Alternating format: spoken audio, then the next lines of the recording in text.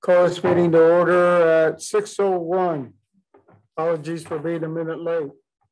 Good evening, everyone, and welcome to the May 18th regular board meeting. We'd like to begin with the invocations and pledges. Hi. Yes, sir. We have Ms. Janice Hernandez, our Director for Communications and Liaison. Thank you. Look upon us, O Lord, and grant us the grace of your Holy Spirit. Where there is weakness, give us strength. Where there is disagreement, give us tolerance. And where there is misunderstanding, give us patience. Where there is hurt, give us the courage to forgive and the grace to accept forgiveness. Be present in our school district here and in all places. Bless our work and everything that is undertaken by the diligent staff of our school district. For the furtherance of your kingdom of unity and love, peace and justice, we ask this in the name of the Father, Son, and Holy Spirit. Amen. Amen. I pledge allegiance to the flag of the United States of America and to the republic for which it stands, one nation, under God, indivisible, with liberty and justice for all. Honor the Texas flag. I pledge allegiance to thee, Texas, one state, under God, one and indivisible. Thank you, Ms. Hernandez.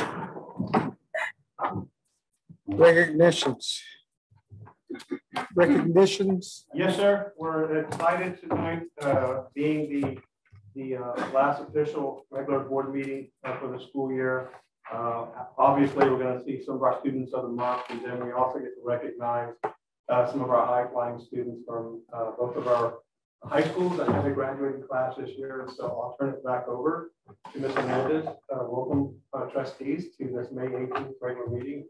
Thank you for everything you do. And we do have a pretty full agenda, so we'll get right to a recognition aspect. Thank you, Dr. Bursa. So as Dr. Bursa mentioned, we have several recognitions to that tonight. So we're going to start off with our Sun Valley Elementary High School recognition. They would like to recognize Natalie Madrigal. She is currently a 5th grade student at the campus and is a respectful, hardworking individual. It is with much effort and determination that she has been an AB honor roll all year. She's very supportive and inclusive of others and always willing to help peer tutor with her classmates. Natalie has a positive attitude and has been among the top students in the class throughout the pandemic and many safety guidelines. Natalie has only missed 3 days of school. So she's had wonderful attendance throughout this entire time. So congratulations, Natalie.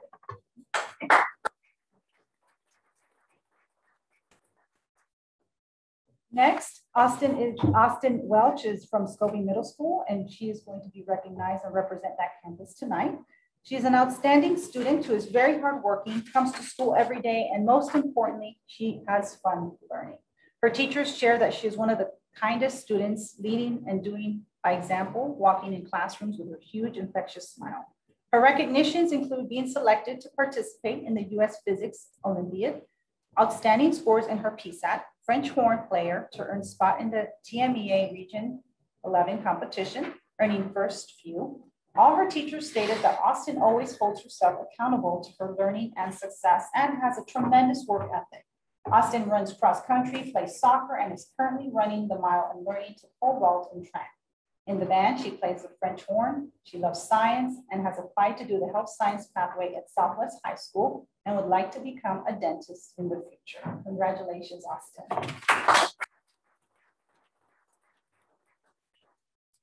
Up next, we have our top 2 from Southwest High School, our Southwest High School salutatorian, Madison Potter. Madison Potter is the salutatorian for class of 2021. Madison attended Kewald Elementary and then Scobie Middle School and will graduate high school with a 4.332 GPA. During her time at Southwest High School, Madison has participated in band and student council, serving as class historian her junior year and class parliamentarian her senior year. She participated in the Chemistry Society Club and the Alternative Energy Club. She is part of the GT Association and TRIO program. Some of the awards and recognitions Madison has earned include obtaining AP credit for world geography, as well as taking numerous dual credit and on-ramps courses that have allowed her to graduate with close to an associate's degree. Madison has made region band every year and was able to try out for state last year. Madison's future plans include getting a master's degree in marine fishery management and obtaining a conservationist job within a hatchery or an internship. Through that, she plans to work for a nonprofit that seeks to support local marine environments. Madison Southwest High School is proud of your accomplishments and will miss your presence on campus. Congratulations.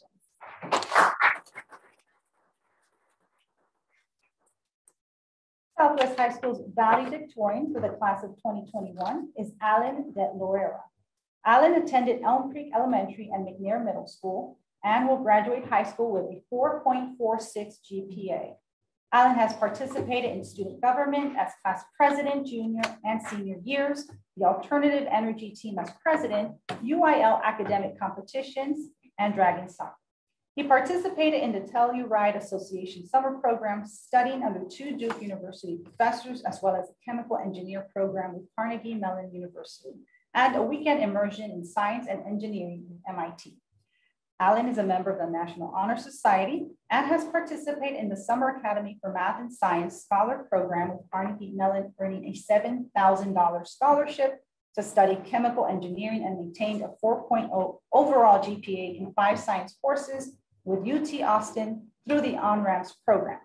Alan's future plans include finding happiness. He plans on getting his degree in science and using whatever he discovers or crafts to help the less fortunate. Congratulations, Alan. Southwest High School is so proud of you and cannot wait to see what you accomplish in the future.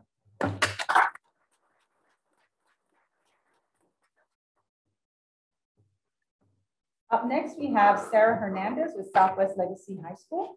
She's going to be recognized as the salutatorian. Southwest Legacy's 3rd salutatorian and part of the 3rd graduating class of Southwest Legacy. She is a member of the National Honor Society and student leaders and has a 4.2 GPA.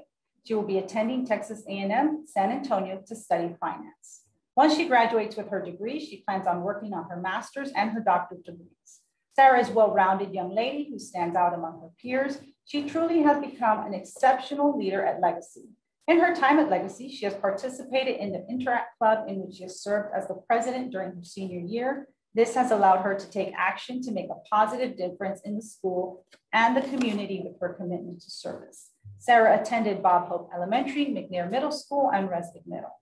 Those schools can be proud of the fine young lady she has blossomed into. Her leadership and presence will be missed at Legacy. What Sarah will remember most about SWISD is the people she has met, especially her friends, and the wonderful teachers that she has been fortunate to have. All in all, Sarah is a phenomenal student with a heart of gold. Sarah states that she will never forget what it was like to be a Titan and is proud to represent the class of 2021 as the salutatorian. Congratulations, Sarah, you will be missed.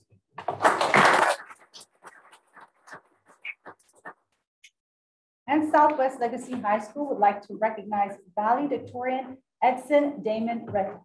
Southwest Legacy's 3rd valedictorian and part of the 3rd graduating class at Southwest Legacy High School. Edson has participated in swimming and has been on the soccer team for all 4 years. Edson also participated in mariachi and has been part of the National Honor Society with a 4.4 GPA. And he will be attending the University of Texas in Austin, studying business and expanding his skill set in communications, finance, and marketing. Edson is an extremely remarkable young man with a strong desire to contribute to the world in a positive way and has a tremendous work ethic and is always striving to be the best. Edson also attended Bob Hope Elementary, McNair Middle, and Resnick Middle Schools.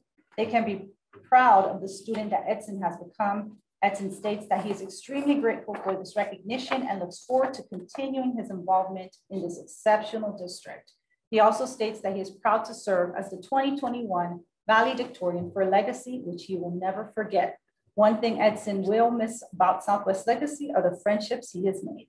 Congratulations, Edson. Great job representing Legacy as the valedictorian.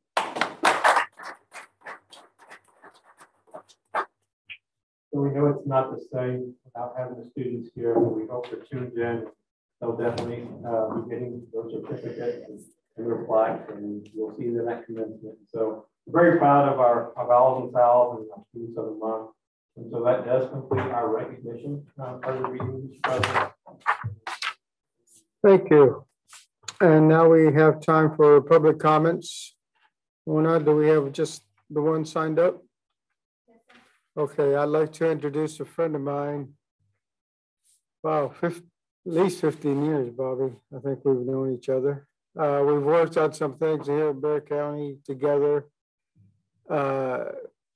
Something that I always like to mention is something that most people don't know about Bobby, and he's also a soccer coach and runs a soccer league, and so knows many of the children, not only in Northside, but also here at Southwest. I know he's worked with some of the children. And in fact, they're called the Dragons. Yes, I wanted you to say it. Bobby is here tonight to speak to us about the second volume of the Bexar County Bexar County Coalition Public Ed book. Bobby? Thank you. First, let me thank you all. And Southwest as not only a district, but also your public, because you all have always been a leader of the different things that I'm going to talk about that we've been engaged with, that have led to what I'm talking about in our book also. So thanks to you all also. Just real quick, the Bexar County School Board Coalition, and Sylvester, trustee, mentioned there, I was actually started in 2005. One of the founding members, Sylvester, was without a doubt, and we continue. It is a not-for-profit corporation, and it only consists of board of trustees. So we always go out and encourage all our board of trustees to be involved. And we continue to engage. You know, this last year, for example, we got very involved as a region, the San Antonio area, to advocate how schools should be open with the governor, and actually sent a letter and other things to the governor in that regard. Very involved with Metro Health, with Dr. Wu to get information. She held meetings with the trustees. And those are the type of things that we do to help out on the trustee side of the house. The major effort that we also work on, that most people don't fall under the coalition, is the Go Public campaign. Hopefully you all know the Go Public campaign extremely well. I want to thank your superintendent. He's been on that steering leadership committee from the very beginning, but he's the one that really drives us to make sure that we stay local and emphasize that this has got to be about San Antonio area as a whole. There's others interested, but we continue that focus. But again, that falls under the umbrella of the Bexar County School Board Coalition. So hopefully you all are out there doing your Go Public thing also. I'm looking forward to those banners going up. But tonight, what I really want to talk about was, after another 2-year effort, and this is our second book. When we did this exactly 10 years ago, I swore I'd never do this again, but we're back. I never had an idea how much communication media really takes to make things successful. But this is a book that we all work together to put together. And thanks to the communication department, and also thanks to Flo, who was part of our books committee. You know, we're releasing this now. It's available on Amazon. It's also available on Barnes & Noble and other sites. We've got copies you can obtain from us.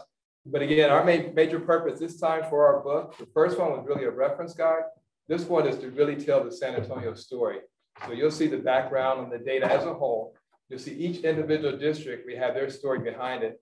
You see, this is one change that we had in the 2-year effort, is when we got hit by the pandemic. We had a section just on what we were doing as districts in our area during COVID-19. You know, all the things that you all know all too well. So we highlight that. And then it talks about the history and update for Go Public. So, so again, thanks for letting me come out. And copies again are available. And trustees, I hope to see you at our next Bexar County School Board Coalition meeting. Thank you again. Thank you. And I'll just say we've got a couple of fairly new board members. If you want to get on that list to find out when the meetings are, when they get together, maybe serve on one of their committees, just shoot me an email and I'll send the information over to Bobby. Anyone have any comments or questions for Bobby? I know it's not normally done to have a comment. Thank you, Bobby, Okay, for all of y'all advocating that you do at the state level and really looking out for us. Thank you. Thank you, I sir. just want to say too, thank you, because of our trustees and because of y'all's coalition, we all recognize we go further together. So as we work at the greater good of San Antonio, your work sometimes goes unnoticed, but I definitely want you to hear there's definitely gratitude on the side of the school districts and the management side that we know you do. I appreciate it very much. If I add one more thing to it, if I go over my time period, is the reason why it's so important we continue to Go Public and also our coalition going is we're probably the only area in the U.S. that can do this. We're the only ones that can pull all the districts together and really advocate. There's others trying and other things. There's different reasons why, but we're seen as a sort of a successful model between the superintendents doing that, communications doing that, and us as trustees. We want to pass it on to. Yeah. And the coalition will be presenting at SLI Friday at 1:15. Look for GOAT. Go. I made that up. I forgot what it stands for, but yeah. No. Thank you again, Bobby. Always good seeing you. Good to see y'all too. Okay. Moving right along, the consent agenda. Board members, you've had that before you. Any questions or any item that needs to be pulled? Item C, I would like to know what was the amendment for? The board amendment? The board amendment includes in there the 2 items that are going to be coming up for the putbacks for Spicewood Elementary and also for Southwest High School. We're asking the board to approve the use fund balance, and we're going to fund the money to pay the vendors, and then the insurance will reimburse us. So that's the major part of the board amendments. Thank you, sir. That satisfy you, Mr. Brennan? Yes, sir. Thank you. And thank you, Brandon. Any other questions? I move. I have a motion to accept the consent agenda. Do I have a second? Second. Thank you, Pete. We have a motion and a second. All in favor, please say aye. Aye. All opposed, same sign. Motion passes. We now have items of information beginning with construction update. Yes, sir. We have Mr. Barajas here tonight. To kind of run through some of the things that are going on in the district, give an update over bond projects and stuff like that we have. So I'll turn it over to Mr. Barajas. Good evening, everybody. I'm going to give you guys the construction update for Southwest High School Phase 3. Currently, Kencom General Contractors and LPA, the team in our project, they're working on about, Can you take that map? about 12 classroom on the first floor.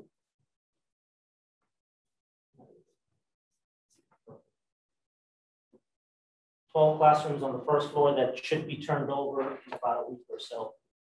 They're also working on the gymnasium HVAC upgrade. So the picture here in the middle shows the scaffolding being erected as part of that project. Right now, they're going to be running new electrical lines, updating the chiller lines, control lines, and that work is set to go throughout the summer. We have met with the athletic department. The goal is to have those gyms ready before students come back and start doing their strength and conditioning in that gymnasium. As part of the Phase 3, also left over in the summer will be these areas in the plan marked in red, which will be the choir room, the administration restroom, some electrical upgrades on the cosmetology area. And then on the second floor will be the renovation of the 4 art rooms and about 14 HVAC units also. Home ec was also added on their scope together with the re-roof of the entire building. So Kencom really has about on percentage about 43% left of the project left, and they'll target that to be completed this summer and be ready for the students to get going next school year. And we're on time. So, do y'all have any questions on Southwest High School? For Scobie Middle School, we have Barbie Top and Garza Bomberger in this project. The pictures on the first page show what they're calling the third section, which is the second floor, quarter 100. All those classrooms have been completed. The architecture and owner team went out there, generated the punch list. They're going through those items. These images just show our standard renovation for the restrooms, as well as the science labs and the corridors. The first picture is the only thing that's left on that section, which is the library. We're looking at Bear County inspections right now. Once those get approved, we'll start tiling, doing carpet, finishing, completing all the finishes for that section upstairs. We're on the first floor. They have completed the renovation of the locker rooms. And here showing some of the boys' restroom in the locker room, as well as the upgrades on the locker room side, which is refinishing the floor, new lighting, paint throughout, and the new weight room as well. Currently, Barleycock is working on the gymnasiums, both competition and practice gym. These will receive lighting upgrades, new bleachers, paint throughout, and the retractable basketball goals as well. Leftover for the summer in this project, we will have the cafeteria, the additional serving line, and the main entrance canopy, or main entrance section of the building. That's about it for Southwest High School. Sorry, for Scobie. We haven't started the cafeteria at all? At all. Okay. Right. Yeah, we couldn't do it during the school year. Right. Makes That's sense. one of the first things that was Mm-hmm. They had those two projects in front of the entrance and that, and then what we mobilize them out of there, so their tracks going. Yeah. Yes. Next, we have the natatorium project. So right now, all the foundation is 100% complete. The whole wall structure is about 15%. The foundation is about 35% complete. Site utilities ongoing. All of our slab on grade, which is the areas that the locker rooms are in, the entrance, that's about 85% complete for that project. The concrete column placement has also begun. On the next 2 weeks, we'll continue more of the concrete pours. We should be seeing some main steel erection started in the next couple of weeks again, pending all weather right now. Right. But this project is developing quickly, and so we're pretty happy with the progress. It's moving along. Any questions on that? I just want to comment that with all the rain we've had, we still are on time. Yes, sir. As of Right now. now, this project is scheduled to be substantially complete on April 2022. There's still a lot of project left that doors have been mobilized since they were here with this project.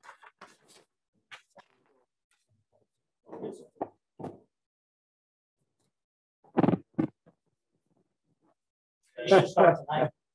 So, we'll see. They're having some help.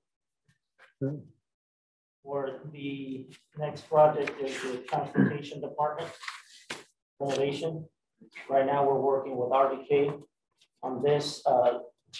The project scope is renovation of the admin area, freshening up, new paint, new LED lighting, ceiling tiles.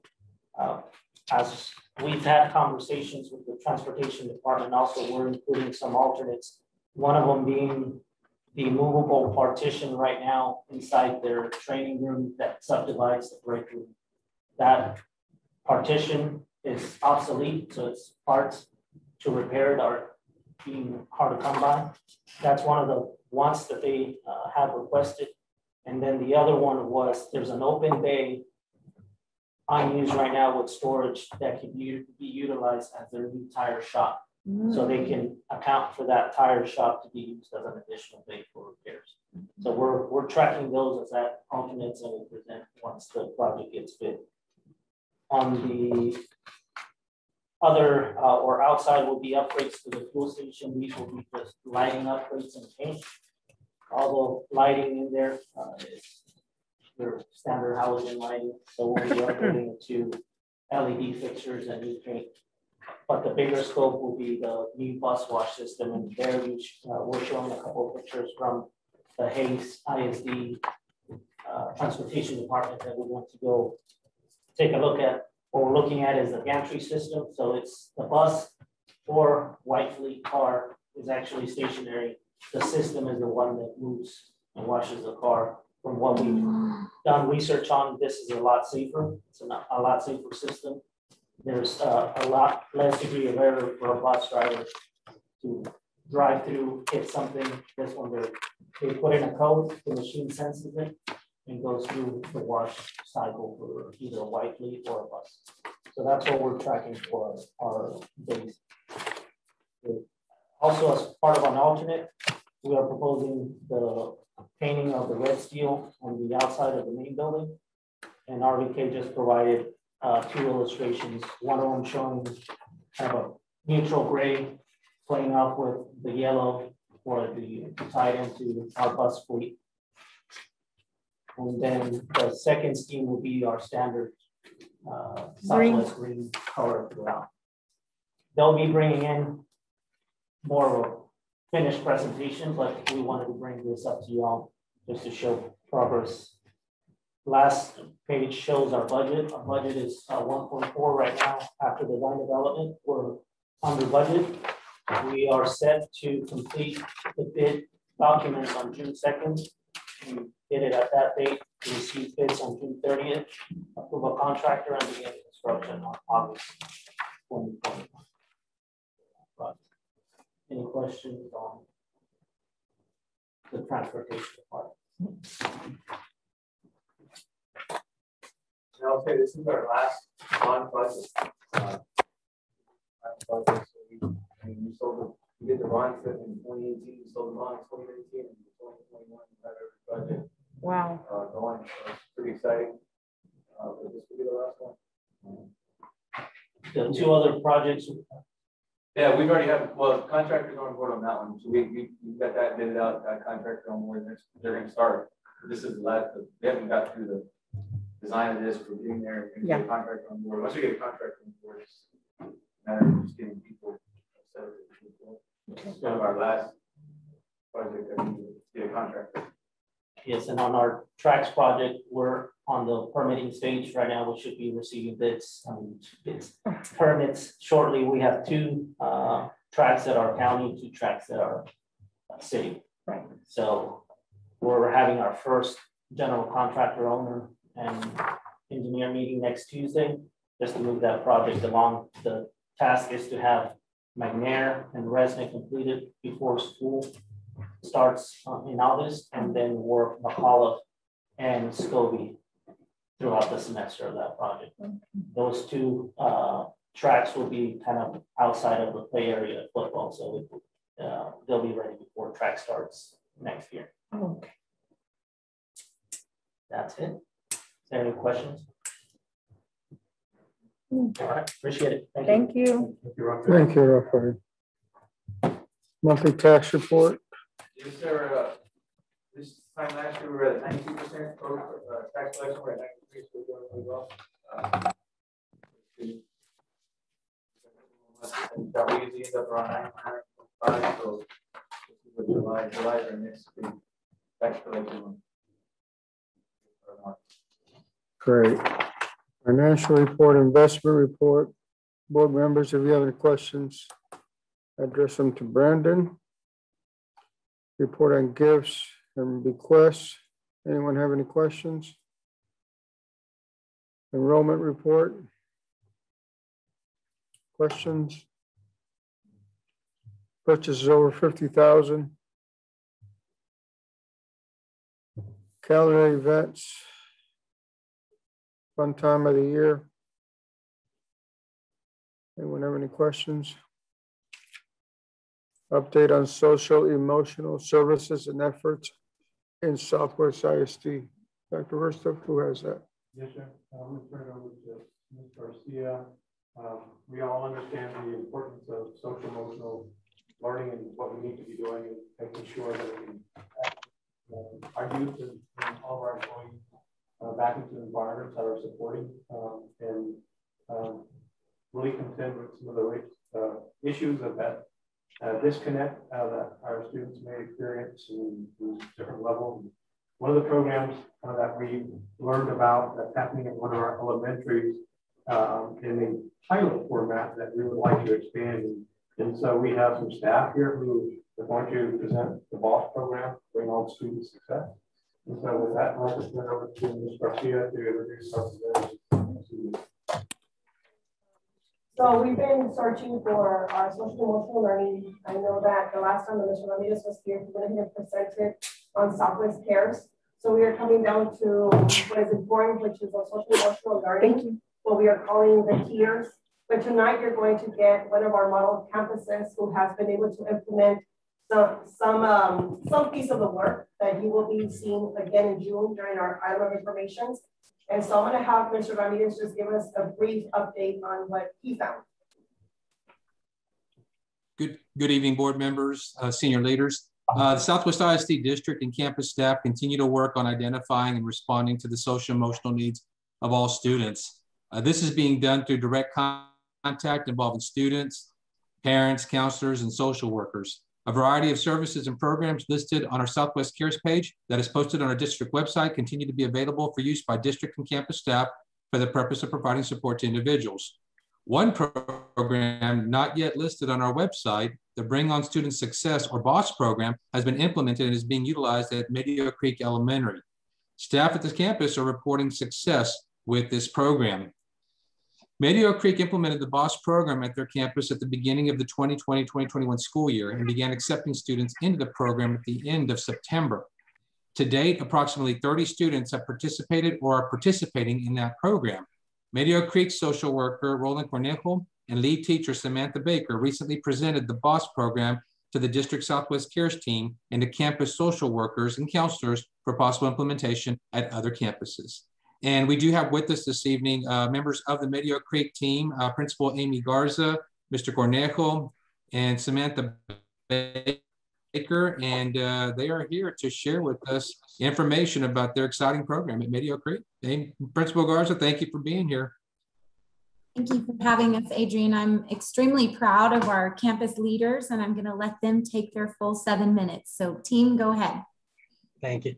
Ms. Baker, will you share your screen, please? Yes.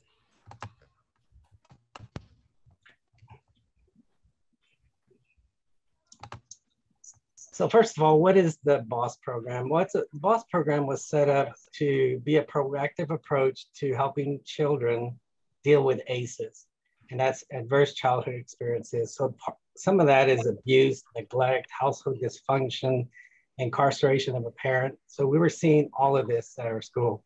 We were noticing too that the children were having a hard time communicating. They were depressed in the classrooms. They weren't doing their work.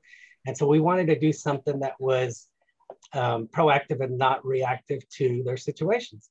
So we came up with this program. It is for students in the 3rd through 5th grade. And we'll cover a little bit more. We have a lot to cover, so we'll do our best we can to cover in a short time. Yes, so our BOSS program covers the social emotional components of self-improvement, self-management, social awareness, building relationships, keeping relationships going, goal setting, and decision-making, which were all missing in a lot of our students' lives. And it was really impacting what they were able to do at school. And also labeling their feelings so that way they can get them out productively. So here's basically how it works. A teacher or a staff member at our school can refer any student that they feel exhibiting 3 or more ACEs. Once that referral comes in, it's done online and it's sent directly to me with a copy going to administrators. Once we get that, the first thing I do is call the parents and I set up a home visit. And the reason for that is because I want to know what's happening at home that may impact the student at school. Once that visit is done, then I meet with the referring teacher, the behavior coach, a possible mentor for that student. And we talk about the 3 ACEs and come up with behavior modifications for those 3 ACEs. Once that meeting is done, we plan another meeting with the same people, but this time we bring in the student and we go over all the plan with the student. We make part of the plan so that they feel like they have a part in this decision. Once they're there, they're assigned their mentor. They're also assigned a job that they do at school every day because they earn money for doing these jobs. They also will identify some goals that they want to work towards. And once they do that, then what we do is we meet with them individually every week. I meet with them, and then Ms. Baker meets with them as a group and teaches SEL lessons to them.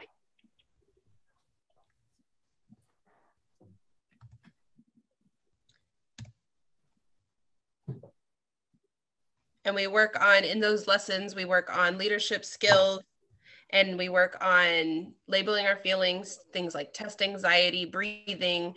We work on some of the tenets of the 7 habits, so that way we can really shine on those leadership skills. We work on building those relationships. A lot of our students reported not being able to make friends, not being able to keep people in their lives they could communicate with. So communication is one of the big things that we touch on, and we're able to kind of productively model and build some of those interactions with our students. So here's basically the flow chart. This is everything I kind of talked about a while ago. If you look at this flow chart, that should be coming up here in a second. Is it sharing? No, you need to go back one. There you go. So these are all the steps here that we did. And if we follow these steps here, it has been working extremely well. What we're noticing is that our kids are having a sense of self-worth, which is really, really important. They're walking down the hallway with their passes, their badges, and their binders that they have to carry around. And you could see the look in their face that they feel important, needed, and wanted. That is the main thing. And something that was really important to us is we love that we can provide the services to our students here at our campus, but we wanted to make something that we could share and maybe even the middle schools could adopt to help our students be successful as they left Medio Creek and moved on and throughout the district. And so some of these forms, we're going to flip through them very quickly, but we did provide forms that we have been using that could be duplicated, reproduced, or changed based on the campus's needs. So checklist to make sure that we were able to do the process in a procedural order. So that way we always did the same thing to introduce our students into the program.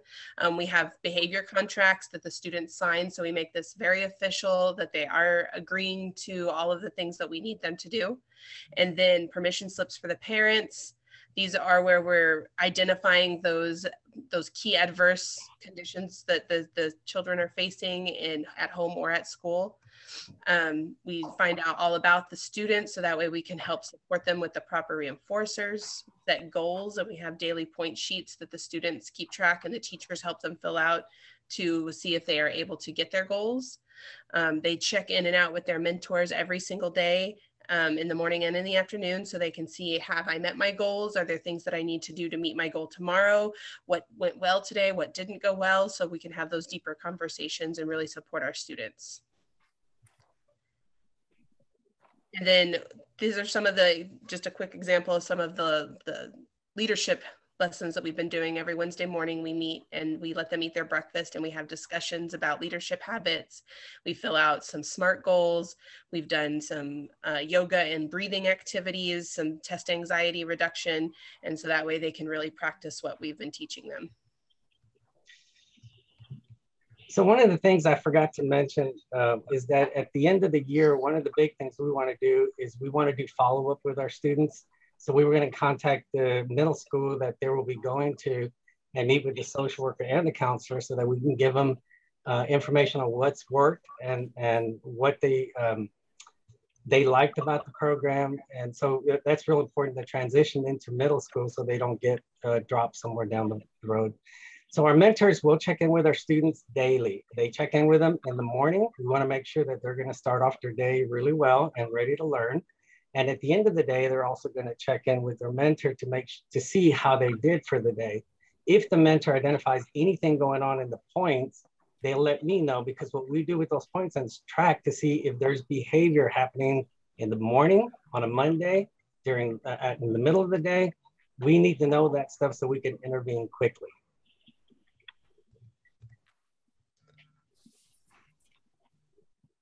We have some things that the kids keep track of. They get paid every week for the jobs they do. That's one of the biggest things that our students love, is they have a responsibility that we all rely on them to do every day. And so they're able to check in and out with their mentors and make sure that they're showing up to work. It has improved their attendance also. We have our boss store where they're able to use their boss bucks that they earn from their jobs and from doing the leadership skills inside the classroom, and they're able to purchase snacks, small toys, some of big toys that some of our students have really saved up for, and learn to be responsible and take care of their money and keep track of it so that they can use it in our boss store. So I apologize. I think some of the photos aren't coming out for some reason, but the store is actually stocked pretty good right now. We've got snacks and toys and everything that, you know, the students with their money, they come in and they will actually be able to spend their money and use it. Also, substitutes, we have a letter that goes out to every substitute to make sure they understand that certain kids are in the program and that there's a procedure for them to follow to make sure that they meet their points and everything else. And that's pretty much our program in a nutshell. Here is, I'm hoping that the picture is coming up. Yeah. The risk factors, we have been keeping data on them. So our point sheets do help us keep data. So that way we can see if our program is being successful or not. And then here is a chart where over the year, our points, we've been keeping track of our students' points so that way we can see how successful they're being. And so far, over 90% of our students are being able to focus and get their work done and follow directions, which is a huge improvement from what they were doing when they came into the program. Some of them were not completing any work or not able to focus in class. They were not able to complete assignments and talk to their teachers. And now throughout our program, we're seeing huge success, and that just keeps going up throughout the year. So I believe that's it. Does anybody have any questions that they would like to ask?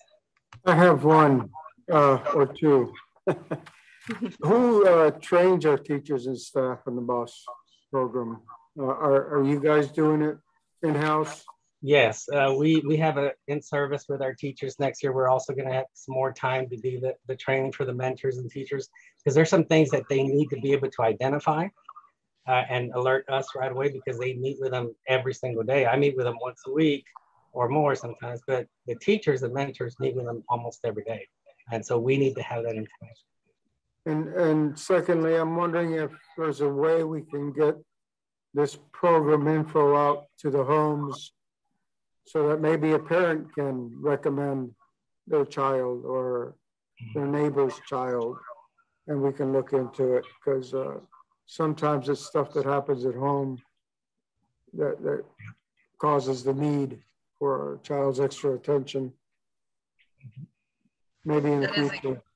That is a great idea, because some of our parents who we reached out to at the beginning of the BOSS program did say, I don't know how to give my child positive praise. I don't know how to say thank you when they do something for me. And we've had to actually give parents sentence starters and some things that we've coached some of the parents through that what we're doing at school so they can help out at home. And we have seen that some of the parents were struggling with some of those basic skills just to be able to support their students. And so reaching out to all of the parents in the community would be an awesome next step for the program. Yeah, and the great thing too is that we're having parents let us know that they've noticed a huge difference in their children at home, which is really good. Well, thank you. Who supplies the store? I mean, do y'all take items, or are y'all buying it all out of your pockets or school funds? Or? Yeah, a lot of it came from us donating our stuff. Mr. Garcia was able to get us some gift cards, and I think he got some funding for us for next year, because again, in the store we have toys and we have snacks and Play-Doh. So a lot of stuff in there that they can purchase. And it's really interesting to see them go buy stuff. It's amazing. Be a great foundation grant. Hint, hint. Okay, thank you guys. Anyone else have any questions or comments, thoughts? I just want to say a big thank you to Mr. Garza, Mr. Cornejo, Mr. Baker, and Mr. Rivera. This is kind of a best practice model that we learned that Mayor Creek had started and having a lot of success with, and it's actually part and parcel of our comprehensive plan, which I think we're going to hear more about. This would be a tier 2 opportunity for our campuses, and so we plan to learn the great things that they are doing and share them and expand them in our district, so all of our students, for the greater good, can benefit from these interventions and opportunities. Thank you guys so much. Thank you. Thank you. Thank you. Good. Have a good evening. You too. Okay, update on Southwest ISD grade conversion chart. Throughout this year, we've been doing some work with our transcripts, and so tonight you're going to hear pieces of the work as we are bringing some items of information and also some items for approval later on this evening. So throughout this year with Frontline, it gives us an opportunity to go back and do like a full audit. And so as we're doing that, we're also bringing some items of recommendation, and some of them are items that will be items for admin regulation. So for tonight, that's what we're sharing with you all, just some of the conversion chart, which is going to be an item or as an administrative regulation.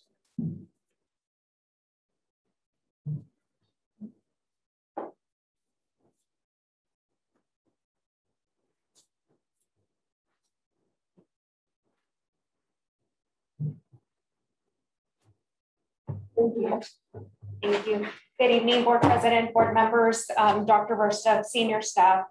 So we wanted to bring an update with the conversion chart because we have our cohorts based on our admin regulations that have two different conversion charts. So we have our 10th through 12th graders who have one conversion chart, and then our current 9th graders that have another.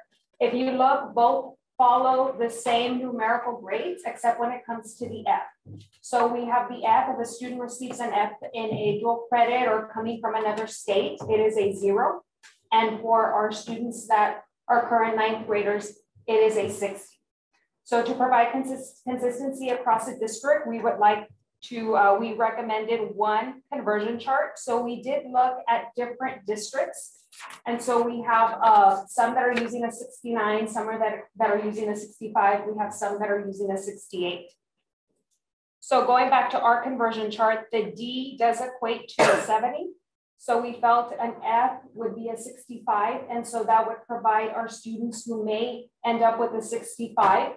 It would give them an opportunity to average out for the high school credit for second semester or first semester, whichever numeric grade comes into play per semester. So this is a recommendation we did take to senior staff to make sure to provide consistency.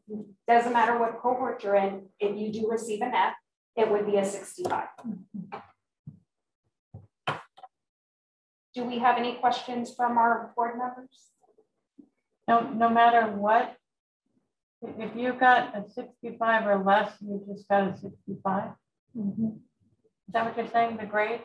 Oh, well, it would give them, so if they ended up at 65, it would give them a better chance to average out. Let's say they earned like a 75 the second semester, or they enter 65 second, and then the first they would get a 75. It would give them a greater chance to average out rather than giving them a 0, which we know there's no way that they would earn the high school credit. Is like if they finished with like a 60, that we're gonna have to up to a 65 or stay. So this is a conversion chart, which from the colleges, all we get is just the letter grade. You don't get, you only get alphabet. Okay. Oh, I see what you mean. And they used to get a 0 for the F? Well, yeah. The way it was written in the student parent handbook, yes. Our practice was different. Okay. I believe it was 60. Right, so 65 and then 60. So we want to make sure that we're consistent. And so now and then it reflects on the policy. Yeah, okay. Thank goodness that common sense prevailed. Yes. I think that was some error that may have slipped through. So all we're doing tonight is aligning our practice with our policy. Okay. Okay. So it's letter grade. You're assigning a value to the letter grade that comes from the college. Yes, because then here, then it's going to help us with GPA and ranking, which is numerical. Yes. Okay. And so we do have students that come in like from California, and they are on a letter grade system. So that's when we use a conversion chart to convert to numeric. That makes sense. I move. I second. Oh, it's not an actual. It's item for information. That's okay. Any other questions, Mr. Lee? No. Thank you. And the next piece is we're adding just a component to this. We did bring this, a piece of this in the fall. If you were thinking about our dual language strands, there was a recommendation also from our bilingual department. And so something that we researched through, and then we also found that we can even include a bigger portion of our population, which is now opening up this opportunity to all Southwest high school students. So in the fall, we brought the regulation, like Dalila mentioned, for our native Spanish speakers. So in researching and looking at other districts, we know that the policy extends to all with students just in languages other than English. We're not recommending this for any of the core classes, just strictly for our foreign language classes. And so TEA allows if a student, for example, we have a student that transfers in from another district, and they come in with Spanish 2 credit and they may have a 95. So according to TEA, they have shown proficiency for also Spanish 1, because we know that it spirals up. So if they're able to be successful in an upper level Spanish, such as Spanish 2 or 3, then they would get credit. And so we are recommending that we also extend it to all students. And so they would not be allowed to self-select. For example, if a student says, I want to be in Spanish 4, they would have to take the Spanish placement test that the board approved. And so based on that, they would be put in a class. Now, the lower level would not count in their GPA. It would just go as a pass if they completed the course successfully. So the only course that would count for GPA would be the course that they enroll in and they successfully complete. Mm-hmm. But they get the dual credit hours, or they get the hours? If they do make from a 90 to 100. So what you see right now is what they have to make on a Spanish placement test to be placed in the correct Spanish. Mm-hmm. So if they score between a 90 and 100, then that makes them eligible for Spanish for AP. And they get the credit for 3 and 2? Yes, and 1. Okay. Yes. And so between 80 and 89 placed in Spanish 3, and they would get credit for 2 and Spanish 1. And then if they do make between a 70 and 79, then they would be placed in Spanish 2. And upon successful completion, they would get credit for Spanish 1. Got it. And so this is only allowed with languages other than English, since it's based on proficiency. Can they speak it? Can they write it? Can they read it? Mm-hmm. Do we have any questions from the board? This is something that we are adding to administrative regulation. No questions. Thank you, sir. And our next piece is something that we are still being very wishful about. We did submit an application to TA in January, and this is with the work that we have been expanding and looking forward to in us being able to provide our students an associate's degree while even being enrolled. So we have just an update of some of the decisions and some of the commitments and MOUs that have already been processed as we are moving this work forward. We are still waiting for TA for the final approval, which will be at the end of May. So we're just around the corner. Mm-hmm. But Deline's going to give us an update on that. So what I wanted to start off the presentation is by just going back to our 60 by 30 goals that Texas had set. So we want to make sure that our students do have a certificate or degree by 2030. And then also that they do enroll in an institution of higher learning. So the state has 550 students that would complete their certificate or a bachelor's, master's, or up to 60 hours for their associate's degree. And also the student loan debt would not exceed 60% of first-year wages for our college graduates. And so when we look at the opportunities we provide here at Southwest High School, we wanted to make sure our students, the piece that we were missing, our students do and have level 1, level 2 certificates, but the piece where we're missing, we're up to 60 hours at both our comprehensive high schools. We know that CASTEM does have pathways to earn their associate's degree, but we wanted to make sure what is a workforce, what does the labor market say about the job fields. So we looked at cybersecurity. And so both Southwest High School, Southwest Legacy will have an opportunity to earn an associate's degree or up to 60 hours in information assurance and cybersecurity, partnered with San Antonio College. And at Southwest High School, we do have the pre-nursing with the Palo Alto College. And so they can earn also up to 60 hours and or their IBC, since it is an academic pathway. At Southwest Legacy, also the assurance and cybersecurity with with San Antonio College, and then the teaching also with Palo Alto College. So since the teaching is an academic pathway, they can also get their level, their IBC, and up to the 60 hours. And so what we've identified is the Educational Aid 1 for our students who will be going through that pathway. And then of course, we know at CASTEM High School, they have their 4th pathways in AMT, engineering, logistics, and also renewable energy. And so they do have an opportunity in some to earn a level 1 certificate and also an industry-based certification that will earn a CCMR point for our district. And so going back to the 60 by 30 Texas goals, we wanted to just inform when we were recruiting to show the community that if students were to go through Alamo colleges, they would end up paying up to $6,000 tuition only. And then if they did go through UTSA, they would almost pay $14,000. And then compared to what we're offering, it's completely free. Textbooks, courses would be free to our students. And so just looking at the different fields, as we look at this, our source is the TEA programs of study. So they created a coalition, a committee that looked at labor market statistics across the state and looked at potentially what would be the median wage. And so for cybersecurity, they could be earning anyway entry level from 87 up to 91. And so we do have some of the different fields that do earn up to 6 figures. So we felt that this would be a great opportunity for our students to enhance what we currently have at both high schools. Also for teaching, we looked at just the different areas from CTE to our special education and also our middle school, and then just the different pathways from administrator to coach, counselor. With our pre-nursing program, also just depending on the field, it just depends on what they really wanted to specialize is what their median wage would be, and also the annual openings, because we also want to provide competitive salaries, but also enough openings across the state where our students would be able to be employed. And so one of the things we are letting our community know is we are not eliminating our programs here at Southwest. We have a college ready programs for students who want to take a couple of dual credit courses. So that'll still be offered at all high schools.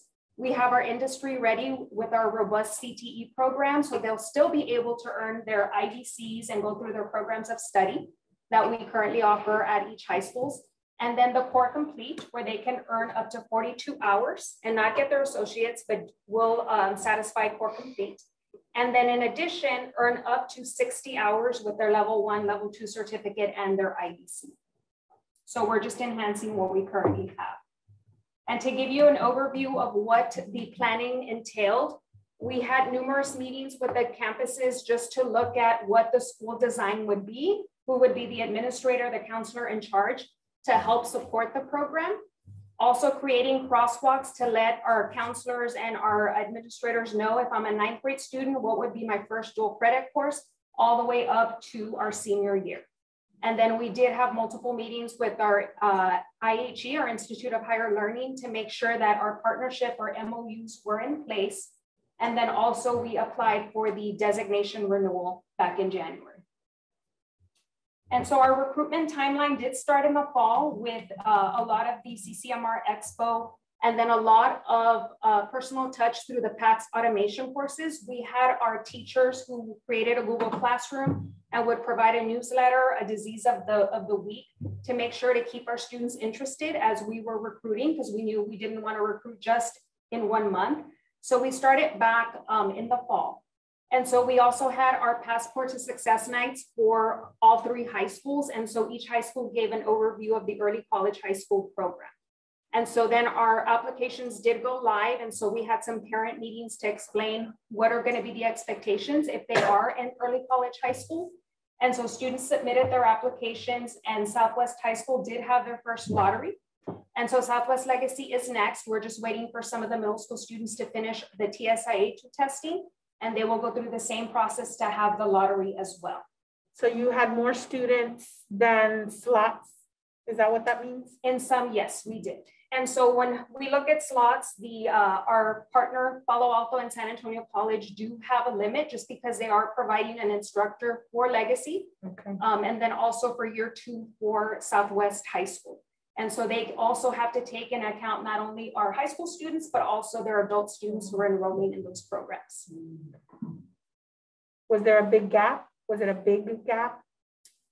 No, we wanted to make sure that the first cohorts that they were able to provide the wraparound services. So we said we'd rather make sure that we start with a good amount of students, not too big where they couldn't service them.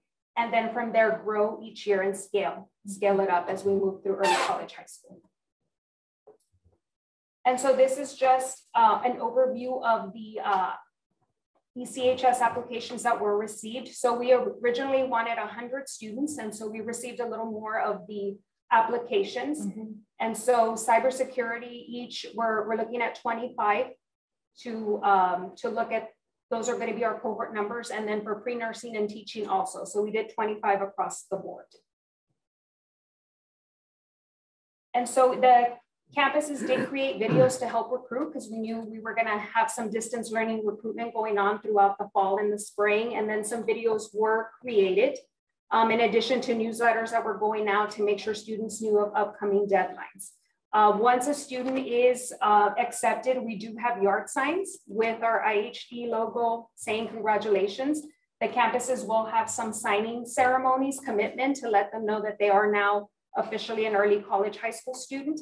And then it's just a lot of the creation of the website to make sure that if the state, we have a TEA coach, if she comes in, she's able to see all the benchmark products that we are required to post. And you said these were all freshmen? Yes, they'll be all 9th grade students. And so that way they can reach the 60 hours. Yes. And so we also have some, to brand the campuses, we have some banners to make sure that students know when they walk in that it's also an early college high school. So we have some for the exterior of the building as well as the interior of the building.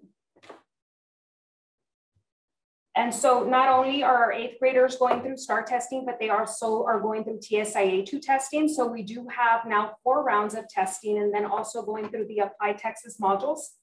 So they are ready to go as soon as if they are accepted to early college high school.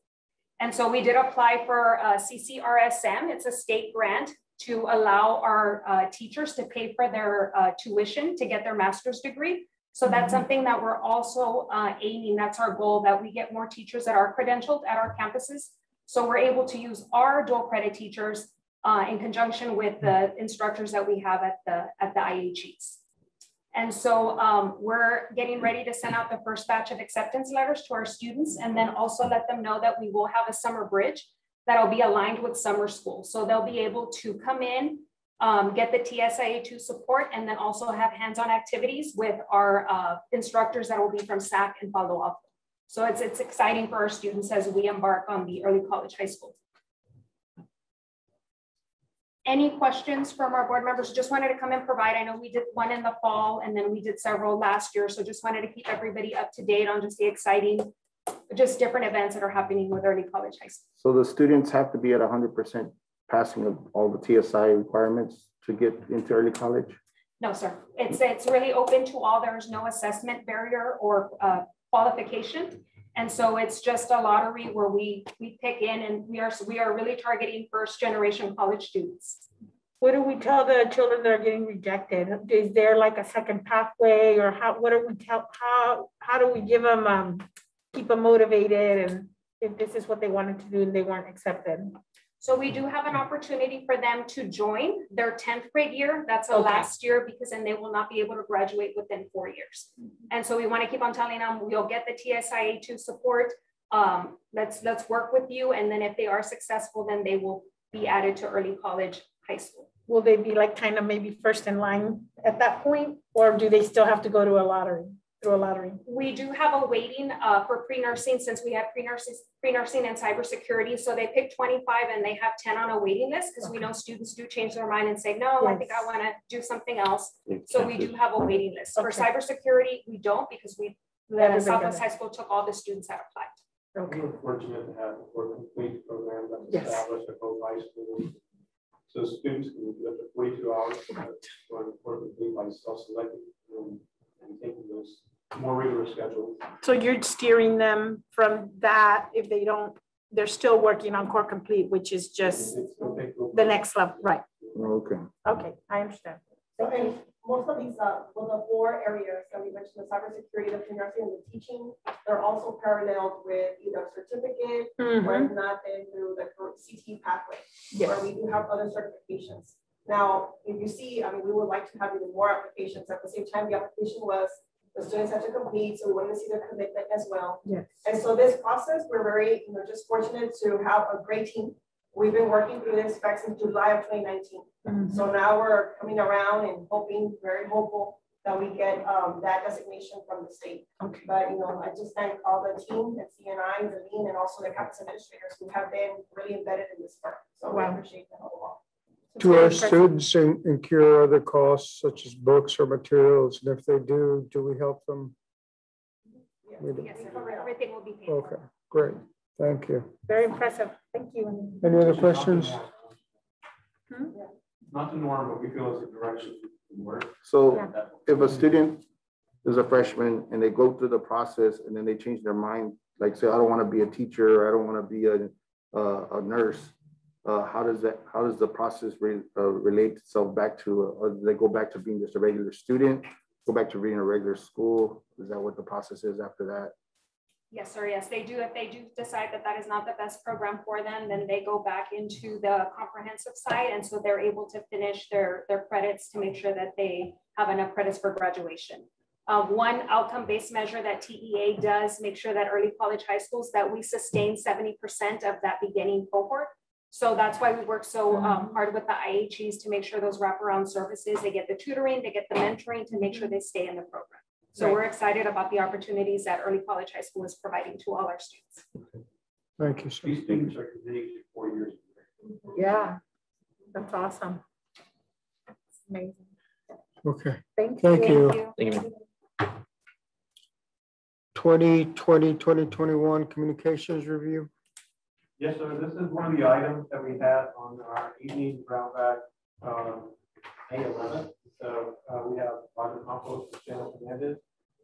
They're going to bring us up to date on some of the communication initiatives that they have in the district.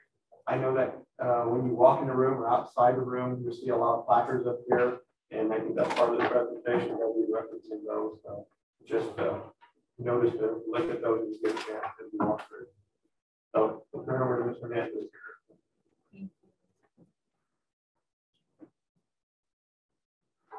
And also, while they're loading, let me make a note. The one item that the presentation on the Welch program in your packet on page 110 through 135 is information about the comprehensive SEL approach in our district, and that is a brown bag item for June 1. So we're bringing that back, but it's in your packet to do some pre-reading in the event before we get to that. Thank you, Dr. Burstead, Mr. President, members of the board. I just wanted to give you all a brief update of some of the communication and marketing efforts that we've done from the beginning of the year. I know this year started a bit rough with the pandemic. We went into crisis mode and communication mode, but we didn't want to forget the marketing efforts that we needed to continue throughout the school year. So again, as always, our goal is to promote Southwest ISD as the district of choice for students, parents, and all community members. I don't know if you all remember, a few years ago, we did have focus groups with some of our families, teachers, and principals to come up with some of the key items that they wanted to see as far as promotion for the district. So the way the presentation is broken up, we're going to go through 5 different items: campus marketing, campus influencers, our pre-K program, SWISD TV, and our media. So if we look through our campus marketing, some of the efforts that we're trying to do is provide our principals with some resources so that they can go out and promote their campuses to their community members, right? So we have 18 campuses, we have a lot going on. So a lot of this has been to try to expand the communication and the marketing and all of their promotional resources to the community.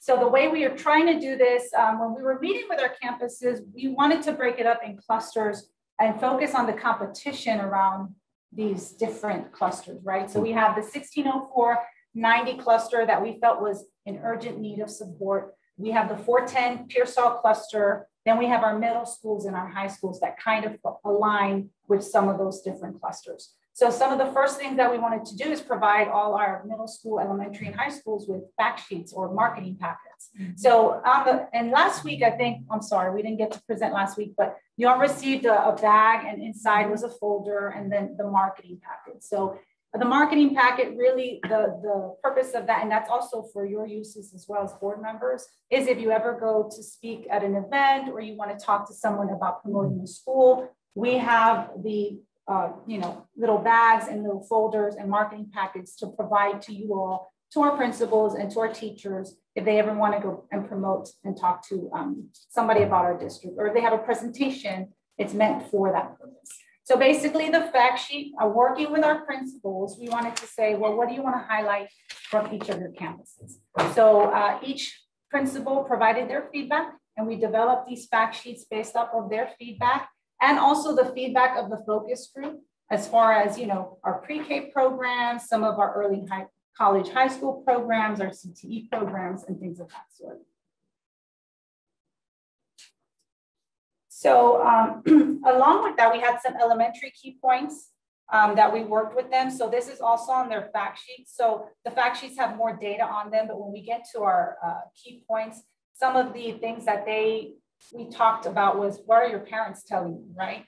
So focus group, the formal type of data, parent data was informal, meaning it was just based off of conversation with their families, right?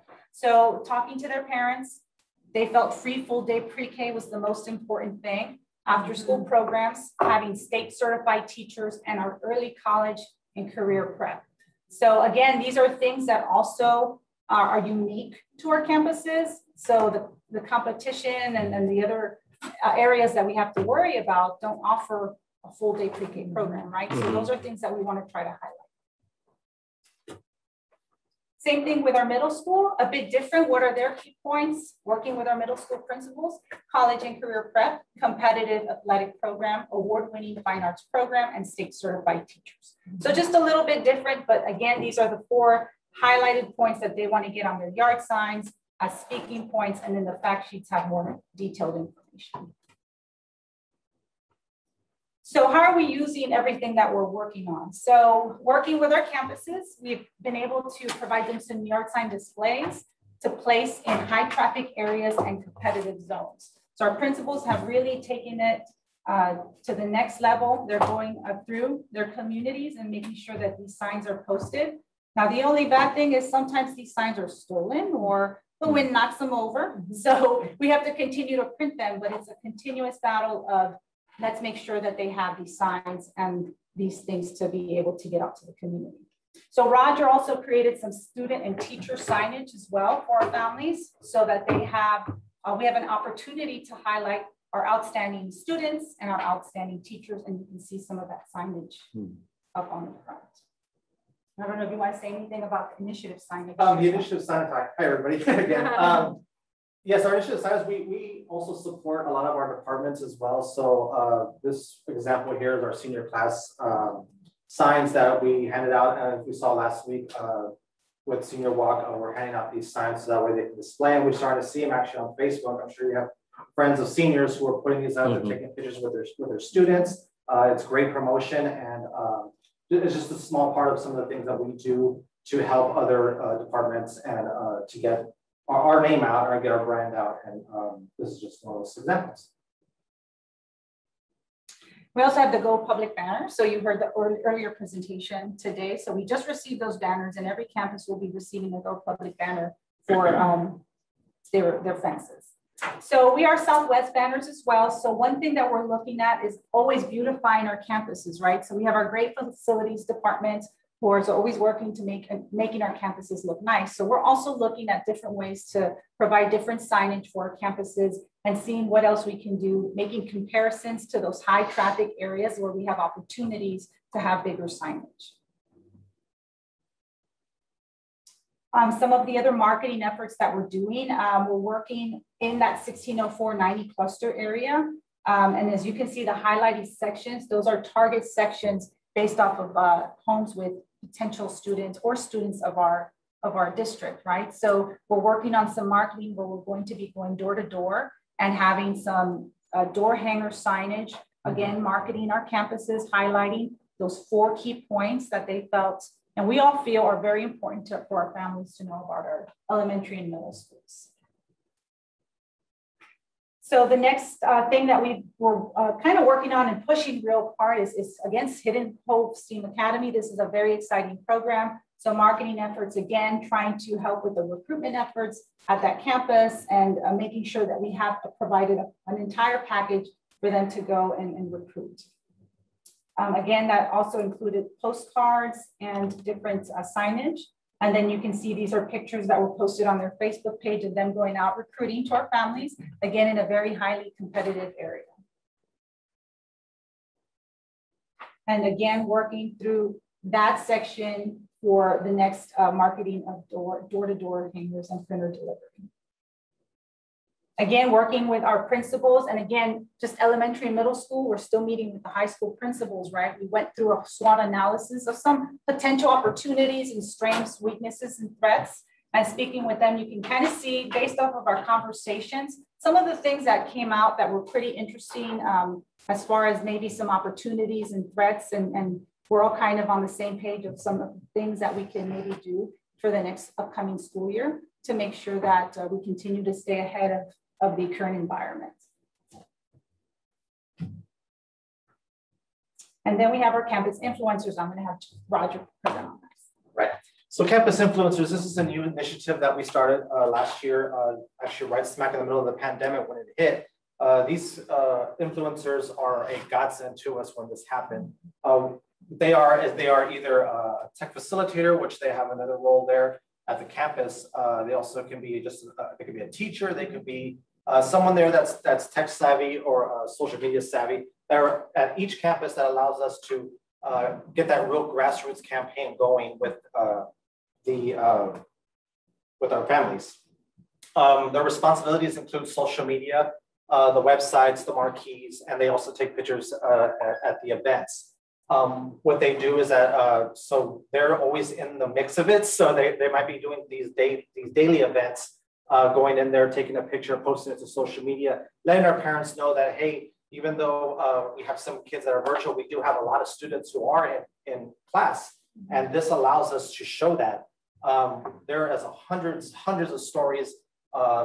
Great things are going on in these campuses. And, you know, me and Janice can't be there every event, but our influencers are on campus and they can easily go and take care of that for us. So they are really helpful with that. What they do, we have a Canva accounts for each one of them. Canva, you might have heard of this. It's like a template-based design website. And what it allows them to do is to easily and quickly make different signs. They can make newsletters, things like that. They help us out when it comes to honoring different levels of or different types of employees that we do have, such as our when we did National Assistant Principals Week, we did our nurses, social workers, things like that. They help us to honor them because they do know who these people are. They work with them daily and they're able to tell their story a little bit better than what we could. And, we can get that information. But, if you know someone next door, you're going to always tell them, a better story than someone who's, getting it secondhand. Okay. We also have now, because we have the extra manpower, we're able to launch extra social media pages for our campuses. So every single one of our campuses has a social media page. This includes elementary, middle school, high school, and we also have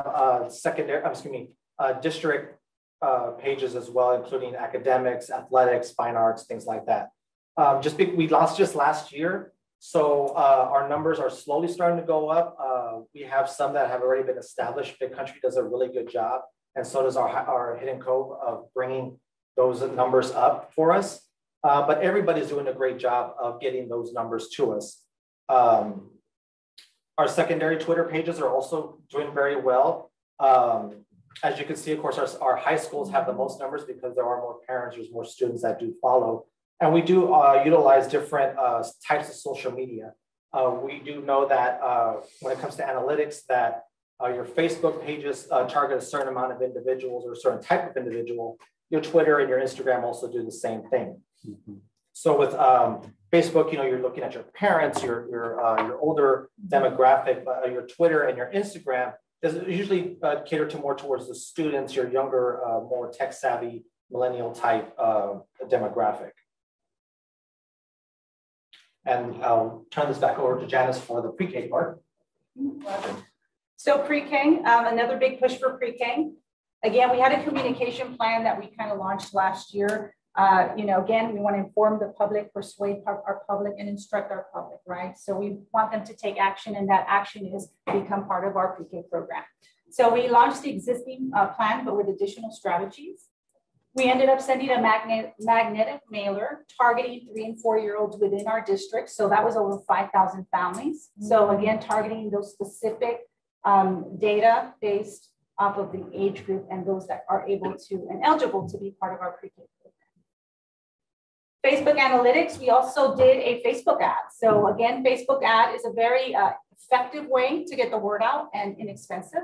So we were able to get several links, and you can see that the analytics show we had 1,819 links, clicked to the links, and we reached over 33,000 people.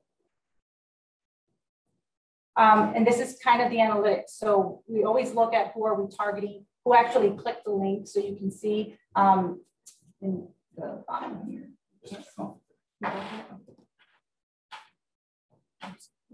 Sorry. Go back. So the age range was 25 to 34 or 35 to 44 were the highest clicks, and then the highest demographic was female. So,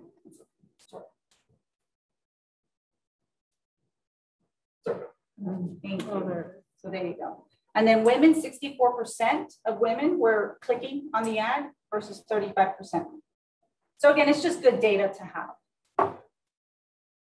And then the web page analytics, again, we also saw an increase to the web page based off of that Facebook link, right? So we linked it so when they clicked on the ad, it went to the Facebook page. So you can see the growth right there was immediate. And we had about,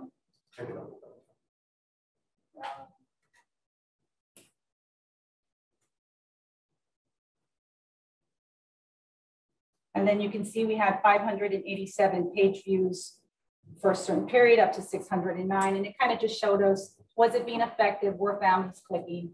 And yes, it was.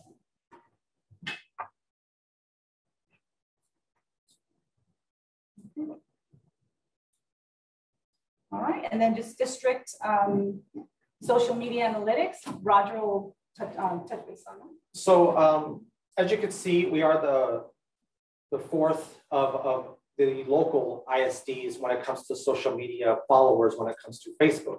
Of course, number 1, number 2, and number 3 are your north side, your northeast, and San Antonio ISD. By sheer number, they're going to have more than us. That's just the nature of it because they have so many students and so many families. But if you take those 3 off, we're number 1. So, but we do have a really good following. The good thing about our Facebook page is that it is really, really positive.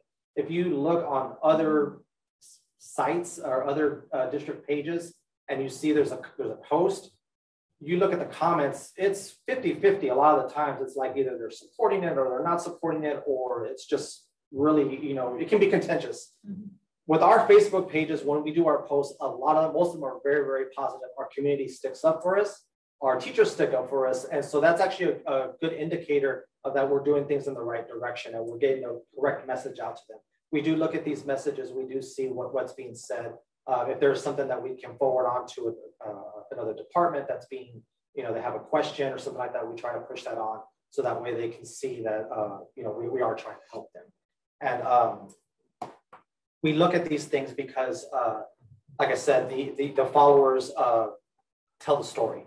And as you can see right here, our district social media numbers are 12,724 for Facebook, 6,000 for Twitter, and almost 3,000 for Instagram. Actually, I think we hit 3,000 already. And again, each of these different sites, they target different types of demographics. And that's what we're really trying to do. We're not trying to be just focus on the families because, you know, the student opportunities are still there. So the student opportunities, we want to throw that on Instagram.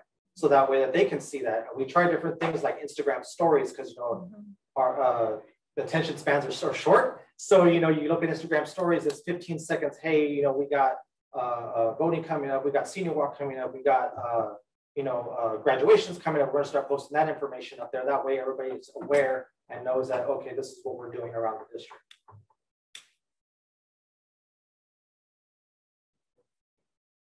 And then our social media analytics, this is over the past year. These are some of the things that were the biggest hitters. Obviously, what happened with the pandemic, it kind of shaped what parents and community members were looking for. The top 3 things were the meal distribution, the warming center, the mask mandate. These are the things that we had to push out there, was the mask mandate. But we also did things for the community. The meal distribution and the warming centers were really, really big things, and they're very positive stories. So those are things that the community loved to see. And those are the kind of things we also tell our influencers to work with. We talk about the 4 A's all the time. You know, it's access service, academics, the arts, and athletics. Those are the things that we always try to push to our community so that way they see that, hey, not only are we teaching our students, but we're also providing services as well. And these analytics do show that, and those are the things that we like to post out.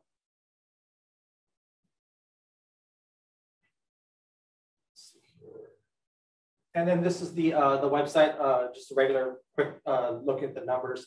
Some of the things that are always, they go straight to our website. We get 7,000 views of that on the daily. We look at some of the things like our staff. They're always looking at employment, which is also a big thing. Hey, we must be doing something good if we're, our employment is in the top 3. So good job there, Will, and Dr. Faye, and all that good stuff. So we have also, we look at our calendars, we look at our different departments, things like that. And we're obviously going in the right direction with that. Okay, and then we have the last 2. So SWIC TV. So again, with the pandemic, we had to use Zoom to do a lot of our interviews, but we wanted to continue to get the word out. So that's what we started doing, kind of using Zoom as a tool to get communication. So you can see we have a total so far, and this has gone up since then, but 51 productions. A total. The biggest production that we had that received the most views was the aquatics groundbreaking. We went live on Facebook with that, and he received 3.1K views on Facebook. Then we also had the Southwest Spotlight Dragon Aviation. We did a piece with Jay Battles and talked a little bit about the progress of that program, and we received 2.3K views on that. So we continue to do productions. We're getting closer to being more in studio now. As more people become more comfortable and are vaccinated, and we're able to be more together. And then wrapping up media.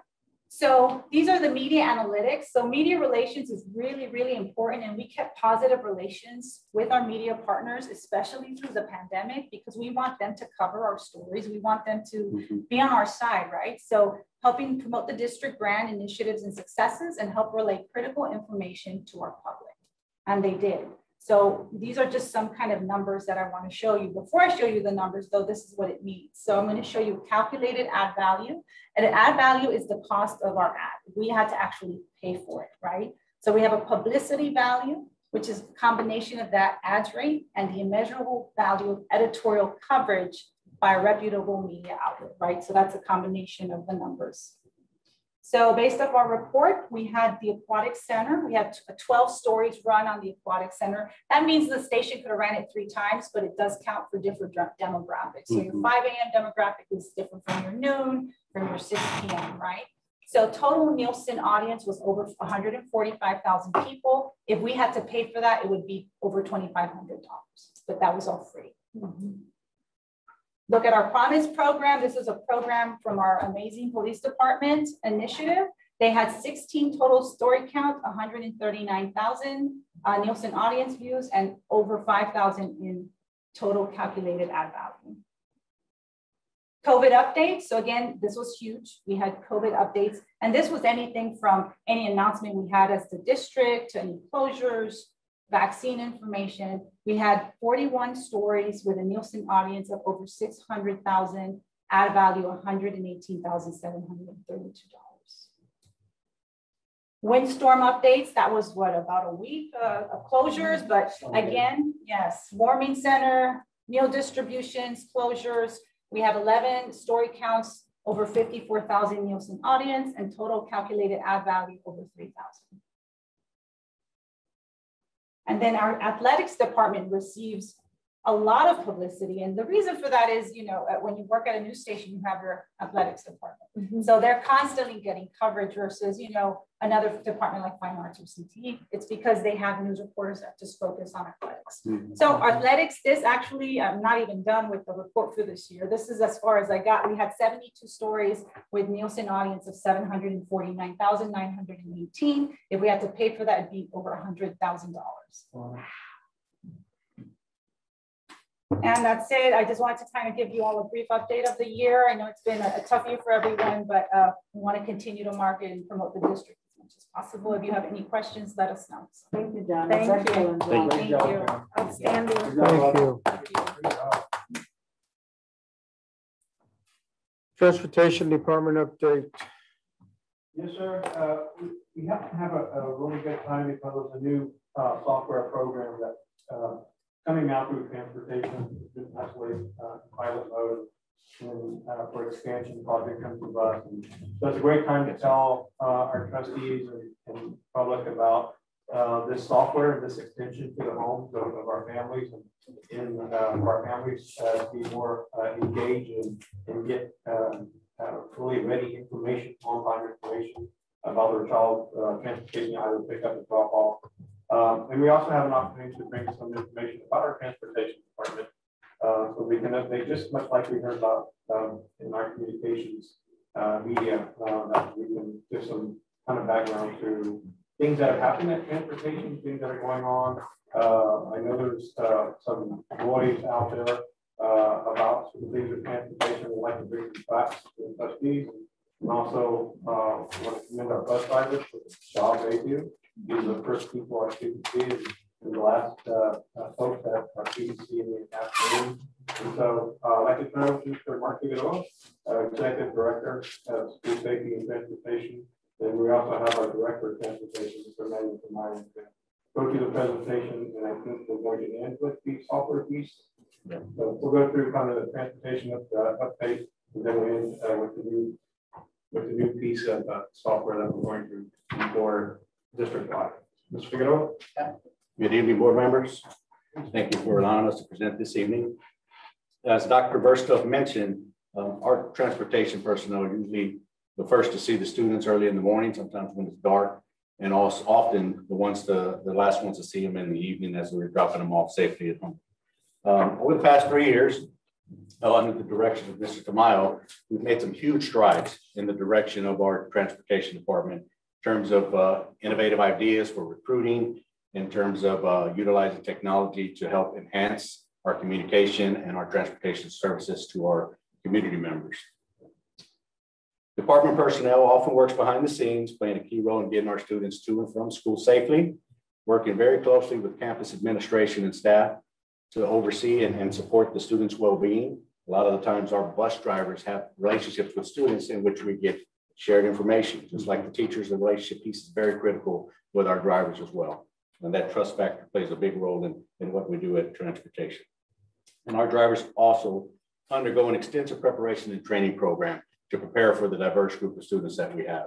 Anywhere from the English language learners, the students with special needs, to ensure that we can support all of those that we transport. During this pandemic, COVID-19 pandemic, our transportation department stepped up into a huge role in running the satellite distribution sites for our meal program. We had 8 of them out in the areas in which students could not get to their schools. So there were 8 neighborhood sites throughout the district that were fully run by not only our transportation staff, but also athletic staff. So our coaches played a big role in that as well. So that lasted towards closure and through most of the summer as well. So kudos to our transportation department, our child nutrition services, and to our athletic department for that. One of the things that I'd like to talk about a little bit is about the personnel, talk about our fleet, talk about some of the changes that we've had over the past few years.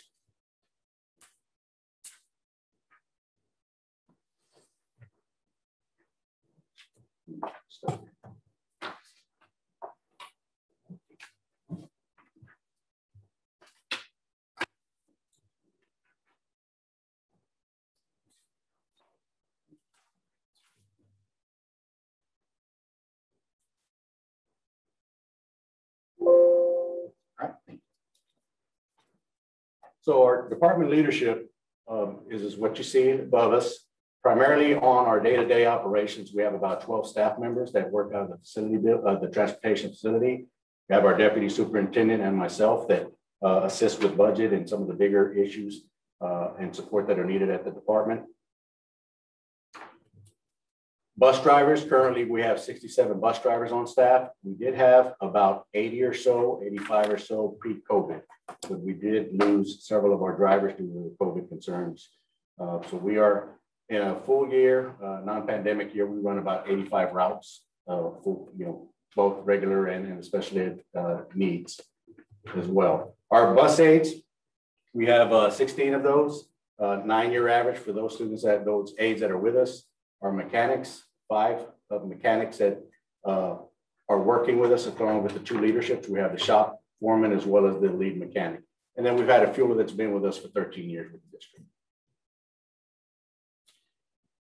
In terms of the pay, I know that there's been some concern with the discussion of pay within our drivers. So this is the 5-year update, and during our past 5 years, we've consistently been in the top 3 school districts in the Bexar County area. This is currently where we rank with the rest of the school districts for our bus driver pay.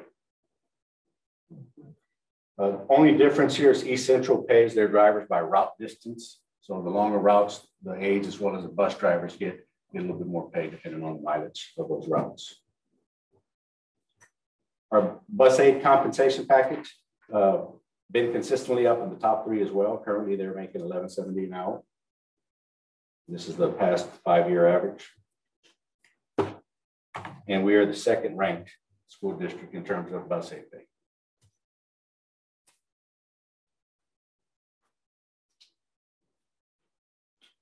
Mechanic compensation, we moved up with pay grade in 2017.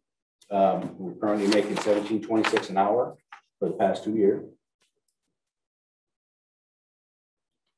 And we're on the bottom half with our mechanic pay.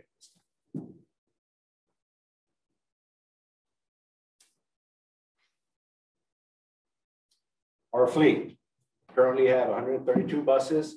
Under Mr. Kamal's leadership, we've been able to add the past 2 years, 18 buses, both through our Volkswagen grant that we were able to receive, as well as the 2018 bond project. So this year and last year, we were able to get 18 buses each. And next year, we'll be getting those as well. Mr. Before you go on, could you go back to the previous thing? Are we going to do anything to address that? Yes, ma'am. Okay, because we have an average of 5 years that they're staying with us, the bus drivers? Yes. Yeah. Yeah, this was we actually met, talked about it. I've asked them to pull data to see where we apply. And then, this is starting, but we always want to check, where we at 5 years, 10 years. Right. And so we're doing analysis. We actually have our TASB study that we kind of went through last year, but COVID did kind of stop us, but it's something we need to address, especially every time. And then on the aides, I'm curious, I know on the pay scale where we are, but I'd like to know how are we employing aides as opposed to like Northside? How many, I know you can't compare like, they have 300 aides, okay, yeah, because they're a lot bigger than us, but how many of how do they figure out when they're going to put an aide on the bus? Is it just the special ed buses that have aides at all the school districts? Or do some have aides on different routes? If you have cameras, you don't need aid on the regular bus, but all the special needs buses need aides. Okay, so we only have, 9, you said, aides? 16. Oh, I'm sorry, 16. On a regular route, we usually have 20 buses with special 16, needs. okay. That's not that because of the pandemic. Right. Oh, right. And do some of our special ed buses have enough kids that you have 2 aides on them, or? It's always one. It's always just one. And do we have any buses that do we have any like full special ed buses that we might need another aide? Not at this time. Yes, because we're not transporting as many of the kids that Okay. we normally would. And that's something you would look at though, Absolutely. if we were getting Absolutely. a little overwhelmed with it. Okay. And we work very closely. Mr. Miles is always in contact with our neighboring districts to see best practices, how they staff, how we, when we were planning for COVID, some of the safety measures they were working on, and we work very closely with East Central, with North Side, and with Northeast. And if a bus driver says they have a rowdy bus, do you put somebody on that bus to help them with the rowdy kids? On a regular ed? Or, yeah, on just a gen ed yes, bus. Yes, we do. If we have the aides, if we have extra aides on the side, ready. Okay, and then if we don't, does one of you get on the bus, or? If the situation is bad. Okay. We also utilize campus administration. So a lot of times the assistant principals will offer, I'll go on this. So they'll that way get they on can the bus. kind of determine what the issues are. Okay. And then we constantly review the video to see if there's where this issue is starting from. So our cameras also have audio, so we're able to pick up any type of discussion as well. Okay. And you can hear the children at the back of the bus? Yes. Wow. We have it on all buses. If you remember, we ran into that issue with the cameras possibly going away because of our that soft arm program we had. Right. We made an effort to keep them because they were really high quality. Oh, yes. Anti-camera systems. We have a really advanced camera system on our buses.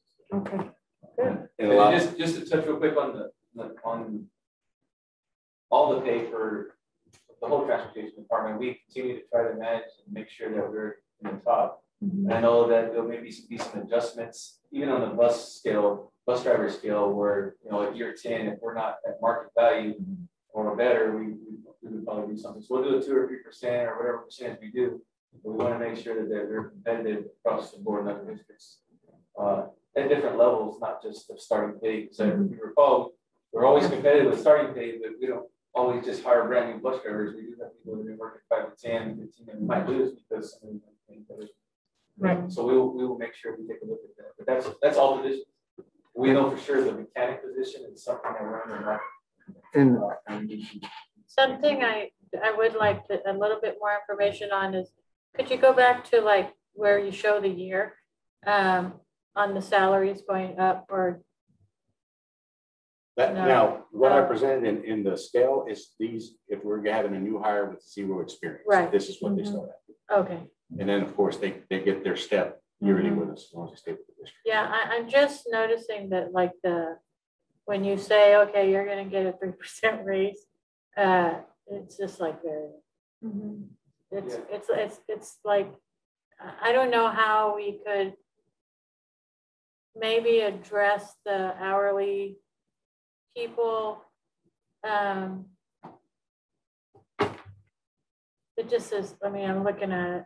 And they usually get like higher raises, don't they? Yeah. Well, I mean, you do 3% at $15 an hour. It's usually, I mean, it's not going to. That's what I'm saying. Yes. Like it's almost like maybe we could as a district talk about a better I mean, I can definitely bring numbers and show you. Yeah.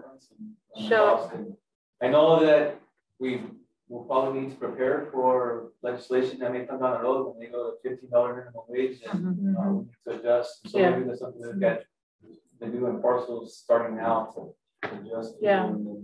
We do it as part of a comprehensive plan, so we're also looking at custodian category. Yeah, nutrition. So, we of course.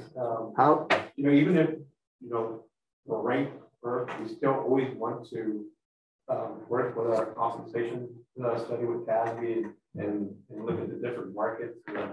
We want our folks to be at the top tier and everything. And definitely in the mechanic, we need to do some things more immediate.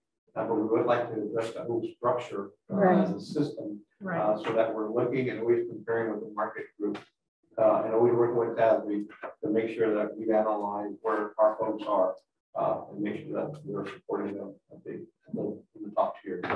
But in the last several years, I thought we were doing like maybe 2 to 3% for professionals, and I thought we were doing like maybe 4 or 5 or 6%. No, when's the last time we did that? Didn't we do that though? At some point? 2 years ago, we did a bigger. Because of House Bill 3. Okay. Previously, if you recall, we kind of had we were almost not giving. Right. Like so that everybody was the same. Yeah, so we didn't really move the scales because we were competitive. And that was the market. A lot of people weren't moving. So we were still competitive. And then, last year, again, we did House Bill 3, we did something pretty comprehensive, and then we stalled again because of COVID. Correct. Now it's like, cost of living is past us. Yeah. So we got to make up for that. And to your point, Mrs. Oken, we normally do professional, and then we normally do auxiliary, just 1 percentage point above. So it may be a better model to do it twice as much above, so there is more than that. Yeah, just something I guess I'd never actually, Is like when it says like essential with the routes, how does that relate to like because we're kind of like a demographic of rural area sometimes, so our bus routes sometimes longer for our bus drivers? Is there something we can do for those longer bus drivers to situate a distance increase? A-Central is looking to go away from that model because that presents some inequity issues for them. Yeah, and then trying to see who gets the longest route. So we stick with by the hour basically. Yeah. So I know that in talking with their director, Mr. Jurek, who used to be here with us, that they are looking to kind of move from that as well. So if it's causing inequities And like say one bus driver gets a shorter route, one bus driver gets a longer route, but they're working long, I guess, more hours. Is that what's coming to across to saying there's maybe a personnel gap where saying, oh, I've been working longer hours because I have the longer routes? Well, I think on your longer routes, what you're going into is that you're going to rural areas that may not have as many stops. Right. It's just longer. And so, but then you go into a neighborhood picking up a lot of kids, it still could be the same amount of time. Oh, okay. It's not necessarily because I'm going out here and picking up, doing a longer route. It's just mileage, but it's not 6, 7 times. 6, 7 kids. You're gonna have a lot more stops. That's what takes them. And then recently they haven't had any field trips or extra trips. Yeah, that this they year can, was tough. COVID's been tough on a lot of our employees based on especially bus drivers who get to work a lot of extra hours because of field trips and make a lot of extra income. So that's something that they faced this year. Alone, always affected last year. Is there any way to analyze some of those items? That way, when we're presenting it's equitable across the board for even having the shorter route and a longer route. So that way, it doesn't seem like we're overworking one end or the other. but basically just time, you're saying. Yeah, just equitable time. So if do they all start at the same time and then they all get off at the same time? Just between, it's 15 to 30 minutes the different times they come in, the closeness of the area. Yeah. Within 15 minutes of each other to 30? Yeah. Because remember, we have to tier everything because we start schools at different times. And so they got a couple routes that they do. It's a tiered approach. It looks like we're pretty competitive, except that other one that we were on the mechanic part. So yeah, I think maybe we just need that's something that we need to address. And I would the board also know that we're comparing to those districts that are more like us in the greater Bear County area. Right. As you get further away from the county, you're going to see a higher rate, more suburban, like Somerset's higher than all these districts combined. We wanted to keep our comparison group about Bear County. These are districts that are either total or mostly in Bear County. Yeah. How many mechanics do you have there? We have a total of 7 mechanics with the shop foreman and lead mechanic. We're growing. If you go back to I know Rafael was presenting on the transportation department, creating another bay because then we possibly add another mechanic because the transportation department and mechanics are really doing a great job of doing a lot of stuff in-house or in the past. But we also have a lot of newer buses. So a lot of that stuff, but giving us more room because you can add more mechanics, but you don't have nowhere to put buses, bays. So that's part of looking at that extra area too to renovate. And so as we get that in, that could be an alternate that we could add in later, especially if we have already left with one comes to really enhance that area so that we can kind of do our own thing here. And that new car wash is really going to help also. Mr. Tamayo won't have to hand wash the buses anymore. Yeah. And our bus drivers are guaranteed 25 hours a week. Okay. So the only additional time would be the field trips. So right now, we're only allowing either a competition-based or UIL-based field trips. But as we get back to normal ones. Yes. Yeah, are they on a rotating basis? Be crazy. Yeah. Are they like on a rotating? And that's a rotating, correct. Yeah. Yes. So that way everybody has the opportunity to. Right, I've had complaints on that in the past. Yes. You know, the routes are in linear map. And so therefore they're completely different than a regular map. And the other thing that has hampered this a lot is where you're driving to. You know, some places there's a lot more traffic. So there's like Good time. you know, 1604. I know there's buses back and forth, and when I go out there, and the traffic is tremendous now. Used to make a job that way. It's real bad now. Whereas, you know, not even 5 years ago, it wasn't that bad. And with all the growth, it's probably only going to get worse. That will take the kids home or bring them to school.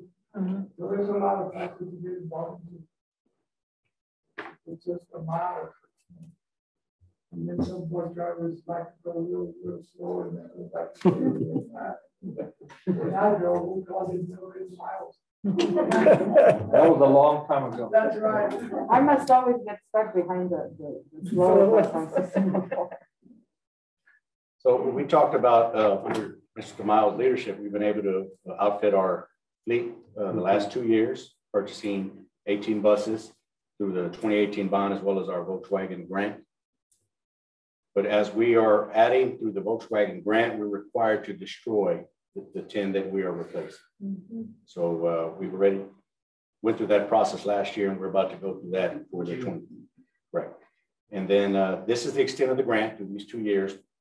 But next year we do have bond funds to continue to add to our fleet. Air conditioned, seat belted, state-of-the-art radios, digital radios, 1080p cameras. So when we often work with requests from law enforcement outside of our district, they really like the resolution of our cameras, because a lot of times there's something might happen and they need to see if our buses picked up anything in the neighborhoods or what have you. This is our Y fleet. These are all the vehicles in the different departments that have vehicles in the Y fleet.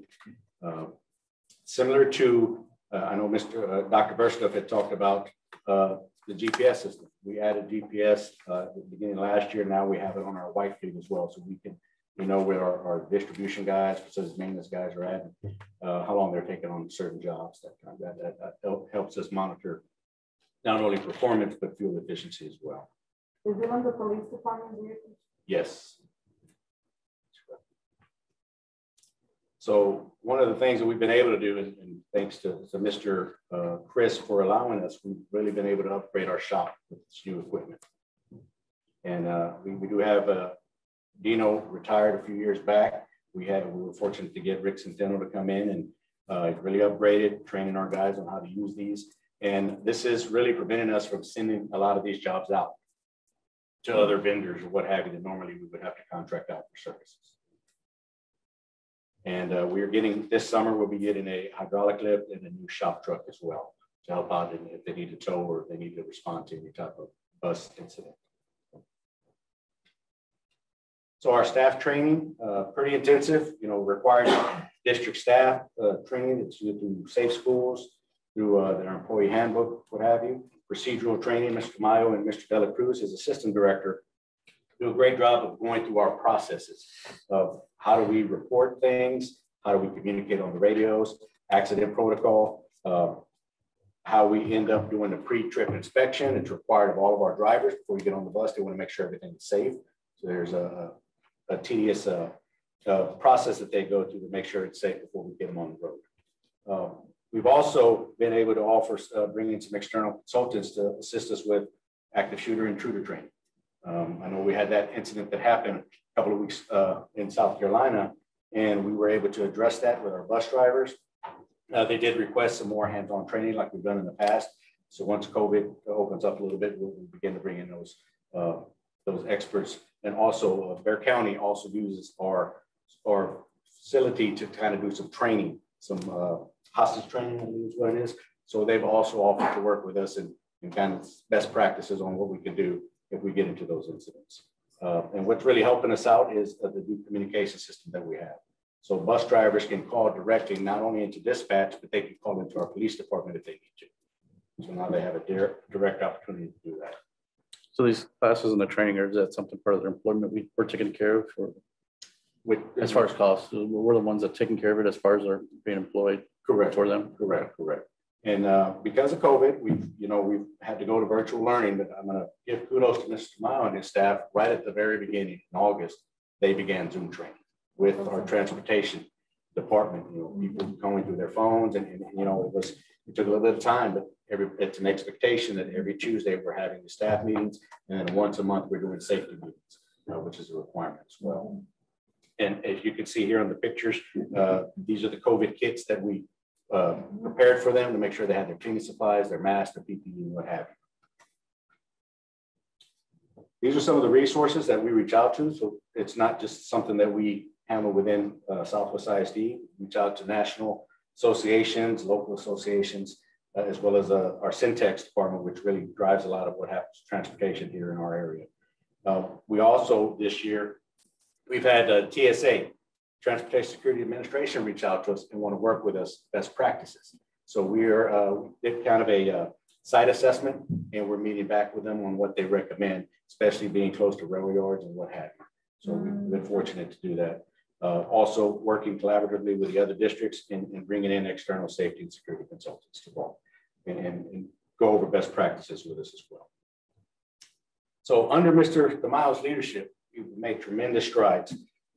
Our department, leadership staff, 100% on the same page, shared vision, we're aligning with our district, improved communication with families, use technology, we use Remind, we use School Messenger. We're now rolling out the Here Comes the Bus app, which is part of the GPS that gives parents notification whenever the bus stop gets geo-fenced within the bus stop area. So the parent has the opportunity to choose from 250 feet to 2 miles of the radius for when their student is going to be dropped off. So we piloted originally with employee staff, then we rolled it out with some select schools. And this week or next week, we're rolling it out district-wide. We started that district. Correct. So we're trying to make sure that we work out all the kinks before we come into the full year. And if we have any software issues or any connectivity issues, then we'll have that opportunity to work over that this summer. GPS, we did mention, is a district-wide fleet. We are working on a new facility camera system for Mr. DeMaio's building. And Mr. DeMaio has really improved on recruiting practices. Just like any other department within the city, there's been a loss of bus drivers due to COVID and other reasons. I don't know if you want to discuss. Yeah, what I was thinking is, I know during the beginning of the year, we had a challenge and we lost quite a few bus drivers and all that. So we're going to have an advertisement all summer long. And so we're going to have with the newspaper, I'm going to do this on Memorial Weekend, July 4th weekend, and August 1st. They're going to have one ninth of a page covered in San Antonio Express News. And then Facebook for 30 days, and then 30 day for monster posting, and then 25,000 impressions on mysa.com. So I want to do that each month to have it open all summer long. And I'm going to try to bring in at least 25 drivers. Manuel, and I want to tell you, I had a community member, Ms. Stephanie Salinas, mentioned to me that with the Amazon opening up, that typically where an Amazon goes up, school districts lose bus drivers and they lose cafeteria personnel. So that we should probably be even extra aggressive and prepared for the potential loss of employees when that campus gets going. Can I ask a question? During the this past election, we had one of the parents was talking about the fact that when the time for the kids to start being dropped off, that it's hard to get a hold of somebody at the bus, like transportation, like they're calling, right? And so is there any way to navigate that better? Because I mean, I know from personal experience, if you call the transportation department because your child's late, you know, 9 times out of 10, nobody's gonna answer the phone. So I don't know if it's just a matter of, I know it's gonna get better with this tracking app, but not all of our parents are gonna be able to navigate the tracking app. So I don't know if it's just a matter of keeping somebody there later or. And we did cover that. So there's, okay. We got staff there 6 in the morning till almost 5:30. Okay. The times that it's really busy. So, and talking to the East Central, they're putting their GPS at, he says that's going to eliminate all the costs because the parent wants to know where's their bus. Right, yeah, yes. So we're going to have a good marketing campaign to get people signed up for this because it really is, I think it would be a game changer for that scenario. Yeah. That you can see the bus coming and you know when it's getting close to your stop, and then it actually turns green. That stop sign turns green, and you got a bus that stops, you can stop. Yeah, okay. I think that just because sometimes transportation, we get bus drivers and things happen and they have to add some staff, they put people on buses that. Oh, no, I know. I know, but I'm just saying it's a concern. And it's rare, right, that the bus is really late, actually. You know, I wait for my nephew almost every day. It's very, very rare if there's any problem. But when there is a problem, you're just like, you know, so. Accidents and weather. Yeah. Delays. Yeah, that's the biggest thing. I just wanted to bring it up because of, you know, parent mentioned it. Are we going to do any job fairs for recruitment or any military? That's why I gave Mr. Baker here, and he's brought it up and told me we need to set some dates for the job fair. pre-COVID, we would set up at Trader's Village. We would try to set up at other district functions to try to recruit football games and what have you. The conversation at Regents for the forecast for employment with coming out of the pandemic, there'll be a lot of viable folks who are looking for work. Yeah. And we're going to be competing with Amazon, we'll be competing with a lot of things, but as the market gets back to where it was, it'll be quite a while, and people will be looking for an opportunity. We will put ourselves in those scenarios where we're having those conversations. On the teacher side, definitely on our support staff side. I have a short 1-minute video on Come to Bus. It's a very exciting app that's rolling out. The safest way to get to and from school is getting a little bit safer and a lot more convenient. We're proud to be introducing the country's leading school bus tracking app. Here comes the bus to your district. More than 2 million users rely on the app thanks to our simple interface and intuitive experience. But before you unleash the convenience, you need to enroll. First, download the app from the App Store or Google Play Store. To keep the app running smooth, we only work with newer versions of Android and iOS. Second, create an account. You'll need your school's 5-digit code to make that happen. Don't forget your password. You'll need to confirm your account with your email, for security, of course. Once your account is created and verified, you'll need to add your student or students if they ride different buses. That's it. You're ready to enjoy a safe, reliable, and free solution to track your school bus. If you have any performance issues, please visit herecomes thebus.com and submit a ticket on our support page. Enjoy your ride. One of my questions after watching this, what are the securities in place for, I guess, parents of people who ride the bus who get dropped off at a certain point, and say someone is able to have that app and watch that bus get off, and as they're walking home, they could be, I guess, what is it called? Predators? Yeah, watching this app or using this app. How do you get from a parent's perspective, how are we going to seclude them from just having it for the parents? I was gonna say only for the parents, like the keyword, you must have an email, you must have the student ID number, and that's how you're gonna get to enter the phone. Okay. And what we'll do is we can also cross-reference with the guardians, because we get that PINS record information, so we can monitor who has the accounts as well. So that's one of the things that we're working on as well. The other thing is you'll get that student code. They'll get that student code generated automatically. So it's going to be generated to the emails we have on file.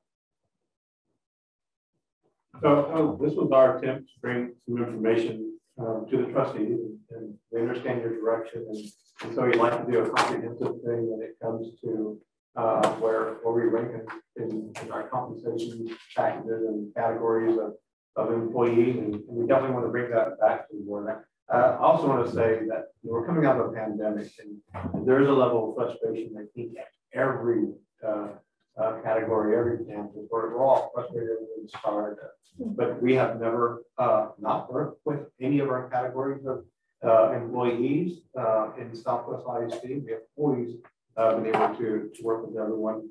The example in transportation, we were approached 5 years ago because we're analyzing all of our transportation folks' pay, and they wanted options and choices. So we're able to build that into our system and not force everyone into that. The trustees back in the pandemic hit in March of 2020, you were actually the first board of trustees to approve compensation when our students could come to school, and we were 100% virtual. But we knew that burden, and you guys were actually the first to leave Bear County, and others followed. And so we will continue that. We will do outreach with our transportation, with all of our employees. We actually have an employee survey that we're putting together to gather additional information so that we can look at this comprehensively. And we will definitely work with our TASB pay consultants and pay scale consultants to study and make sure that we compete at the top of every market to make sure that we are supporting our employees. There's no doubt. So I just want to make sure that we address that issue. because we have not done anything different in all the years that we've been here. I think Mr. Tamayo is a perfect example of someone who's lived in Southwest his whole life and has dedicated himself to safe transportation of our students. None of us are perfect people, but we are definitely on a mission to do better tomorrow than we did today. And that's something all of our employees can guarantee. So thank you guys for the presentation and the new app. It's very exciting. And I'll be excited to know at the beginning of next year how many of our families are using it. It'll be very helpful.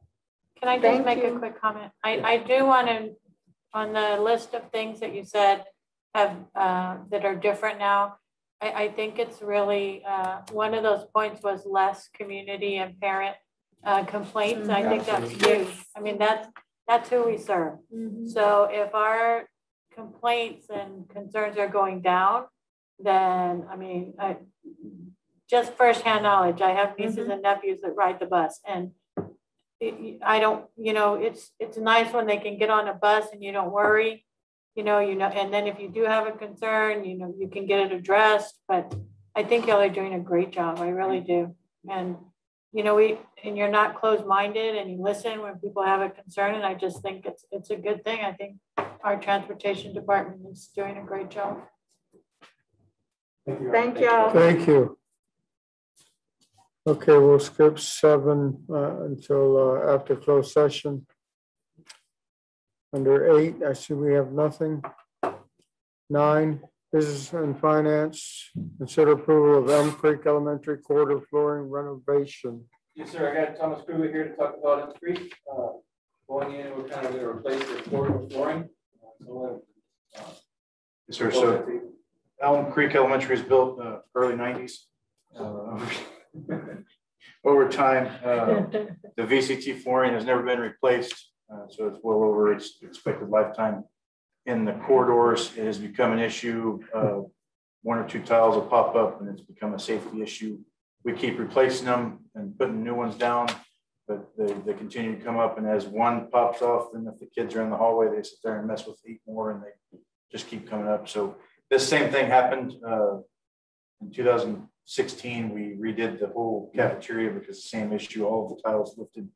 So district staff got a quote from Azteca Designs, flooring company that's on the buy board, for an amount of $54,245 to replace all the corridors. That's not into the classrooms, and it's not anything in the 2008 edition, but the main original building to do similar to what we did to the cafeteria that year. So we'll match the same pattern with the colors as close as we can get, and go from there. Any questions? I move. I second.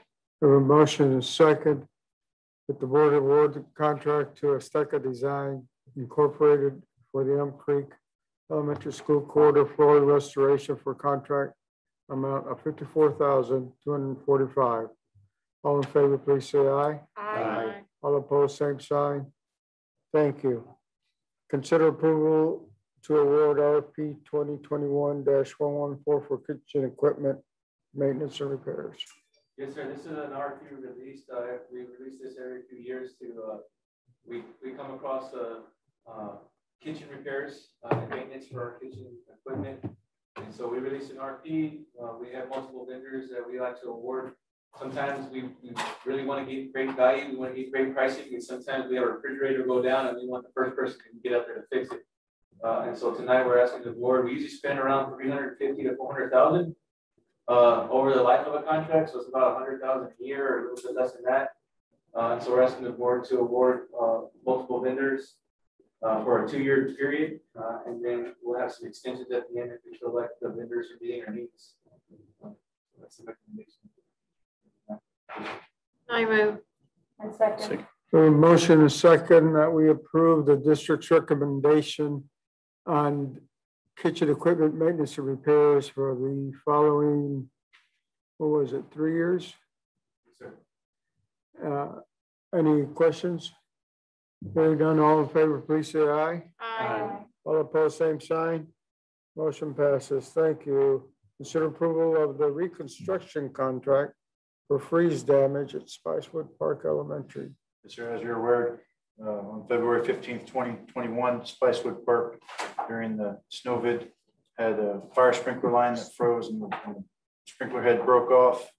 We had the 100 and 200 hallways were completely flooded, had water in them for 2 or 3 days because of the rolling brownouts. We didn't have power and we couldn't remediate the water. So district staff hired, in an emergency situation, hired Blackman Mooring to come in and do all the water mitigation and demo of the water damage, sheetrock and finishes that were in the building.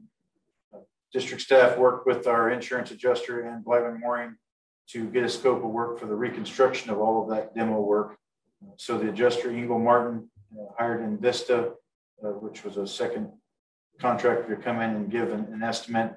They kind of worked with Blackman Mooring. So the Blackman Mooring has quoted the scope of work for reconstruction for $356,267.90. And that's after the recoverable depreciation. So all that will be refunded by our insurance provider. So the cost originally will be funded by fund balance and then reimbursed by the insurance payment from Frost. So the recommendation is that the board approve Blackman Mooring for the reconstruction work contract in the amount of $356,270.90. That'll all take place over the summer. Yes, sir. Okay. I have a question. Okay, we have a motion and a second, and now we have a question. Go ahead. Just real quick, did we ever figure out, or did we ever make the phone calls to check into why our sprinklers, we know it was too cold, but how does up north manage this without having that kind of? Yeah, we didn't actually reached out to Frost, our actual insurance agency, to give us some ideas. Like, I'd have to check back with them. They never circled back with me, so let me reach out to them because we did question that. I know Dr. Bond about that up in the meeting. Right, we brought it up, and I wondered if we'd gotten to see what would be best practices and really moving forward when we have new construction. Right. I don't know if there's a way around it right now in what we currently have. Well, because if it has to do with the quality of the sprinkler or a certain specific type of sprinkler to withstand these kind of cold, that should be part of the new construction, right? Or the new replacement or maintenance. Not an expert, but my personal opinion, based on the fact that it happened at Spicewood and at Southwest High School, that's the other item we're bringing tonight. But the fact that we were losing power and losing water pressure, and then when the power would come back on, the pressure would hit hard and like air hammer the lines. And once that would pop that sprinkler, I think it may not even been the freeze as much as it was the fact that we lost the power and the pressure to the water system.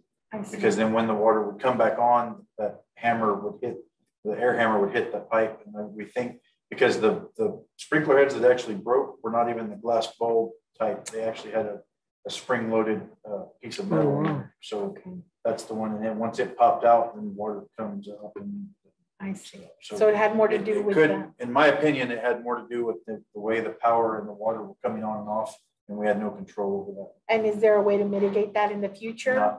Not really, because you have to be able to have the flow for fire lines to meet the requirements for the fire marshal. So CPS not to turn the power on. Tell them to stop doing the rolling brownouts. But I really believe that's what happened on both here and Southwest High School.